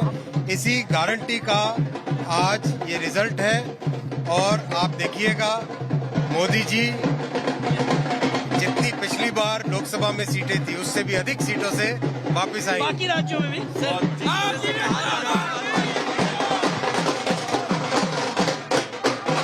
Let's go straight across to Supriya Srinath, the Congress's national spokesperson, head of its social media cell, who joins us. Supriya Srinath, it's been a bad day in the office for the Congress. You are jubilant in Telangana, but you're being swept out across the Hindi heartland. You're even losing now Chhattisgarh. So it's clear it's 3-1. Ms. Srinath. Thank you very much for having me on the show, and I will first begin with Telangana. It's important to talk about the positive news first, and I think wresting a state from a regional party 10 years after Telangana was formed is pretty historic for us, and the way we are winning Telangana, I think that's very, very encouraging. The fact that we are trouncing a regional party is big. That's a trend that one doesn't see very often. That's point number one. My own numbers and the numbers that I'm constantly seeing that we're getting internally tell us the tide will turn in Chhattisgarh, and I'm very reasonably confident about forming the government in Chhattisgarh. The margins could have been better, the tide is not turning. If anything, it's going towards the BJP in Chhattisgarh. The BJP is pulling ahead. So I am coming to exactly the question you asked me. Have the patience to hear me out. Once I'm done, you can of course counter question me. The numbers will turn around in Chhattisgarh. You wait and watch. Yes, Rajasthan and Madhya Pradesh, and particularly Madhya Pradesh, is deeply shocking, if I may, because I think the way we read the election and the kind of feedback that we're getting from the ground was very different from how Madhya Pradesh has turned around. So yes, Madhya Pradesh has been very disappointing. Rajasthan, I see a little bit of glimmer of hope, even though the numbers are not going to put us back in governance. I think the hope in Rajasthan is that each time we had contested an election as an incumbent, we were trounced to the low 20s or the 30s. I mean, here we are standing at about 66. That's not too bad, and I think that gives us some room for solace as far as Rajasthan is concerned. Clutching at straws. We have traditionally been trounced. Ma'am, with due regard, ma'am, you're clutching at straws. I had Jaiveer Shergill, your former colleague, on the show, and he made an interesting point. He says the problem is the Congress takes victory in elections for granted. It doesn't contest elections except for Telangana in a new way. Micromanagement, last mile connectivity. You missed that. You took Madhya Pradesh for granted. You took Chhattisgarh for granted. No. I don't think anybody in their right mind in any party, whether it's us or the BJP, can ever take an election for granted. I don't think anybody can put their feet up and say that the election is long over before it's over. And when you lose, there are multiple reasons that will be attributed to it. I think there was a spirited campaign that was put up in almost all the states that we contested election in. Yes, we haven't won in some of the states that you've mentioned, whether it's Madhya Pradesh or Rajasthan. I continue to be very hopeful about things turning around in Chhattisgarh. Could things have been better? Absolutely. Do we need to learn our lessons? Absolutely. But clutching at straws and things like that, I think it's headlines. What are the lessons? What are the lessons and who's accountable? You see, the Congress, ma'am, with due regard, is full of platitudes. What are the lessons? What are the lessons? Who is accountable? You keep going back to the same figures. You don't effect generational change and you pay the price. No, I don't think so. I think, all of you said regional leadership should be empowered. They were hugely empowered. Now, what should we do? We should hang them upside down because they haven't been able to deliver. I think, we read the mood wrong perhaps in Madhya Pradesh. And I think in Madhya Pradesh, maybe the regional schemes of Shivraj Singh Chauhan has put him back in the driver's seat. Maybe we underestimated the power of something like a Ladli Yojana, which was an ongoing scheme. What we were promising to them. But you didn't misread the mood only in Madhya Pradesh. I'm sorry. If the BJP wins in Chhattisgarh, 53 leads at this moment, up 38 from the last time. You've massively misread the mood in Rajasthan, Madhya Pradesh and Chhattisgarh. In any fight where it's BJP versus Congress, you're being pounded. No. This is not, when you're saying you hope to turn it around, ma'am, You're not clutching at straws, you're clutching at thin air.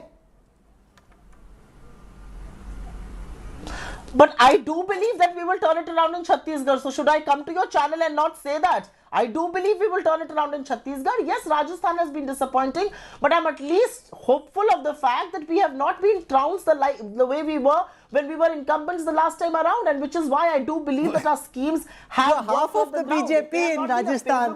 BJP is at 120, the Congress is at 63. You're saying you haven't been trounced. I mean, how else does somebody get trounced? 121 versus 62, you're roughly half of where they are. I will tell you how else. Rahul Kanwal, if you hear me out, you will see the reason in why I see hope in Rajasthan and why do I believe there is a glimmer of hope. Because the last time around, in the last few decades, when we have been incumbents and we have gone to sort another mandate, we have been very badly trounced. I think compared to that, these numbers are encouraging. That's what I'm trying to say. It's not rocket science that nobody is trying to understand. We take the verdict with... Ma'am, may I press you on that? Why is it that when you have incumbent governments, you have not been able to repeat it? Even in Karnataka in 2013, in 2018, you were not able to do that. It seems that once the Congress comes to power, they don't seem to know how to handle power and create a pro-incumbency mood. The BJP has done that successfully now in state after state, especially in the Hindi heartland.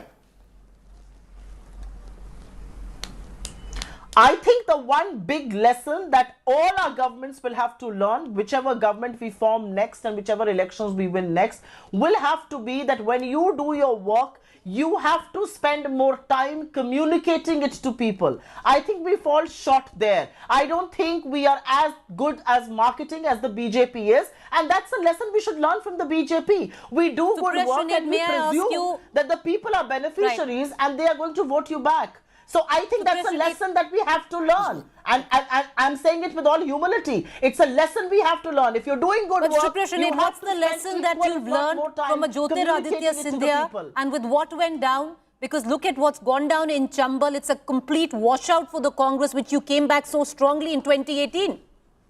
What's the lesson on Jyotiraditya Scindia? Now do you admit you mishandled the situation? What is the lesson I can... You're facing a rout in the Chambal region, So what is the lesson I can learn from somebody who quit the Congress and joined the BJP? No, I'm answering your question. What is the lesson I can learn from somebody who quit the Congress and joined the BJP? Is there a lesson I can learn from him? I don't think so. I mean, what is the lesson I learned from a man who does an ideological somersault? I think there is something called political ideology. His political ideology and ours do not match. So what lesson can I learn? In a state where you've practically snatched defeat from the hands of victory, or the jaws of victory, that is what is being said in Madhya Pradesh. We spoke to your leaders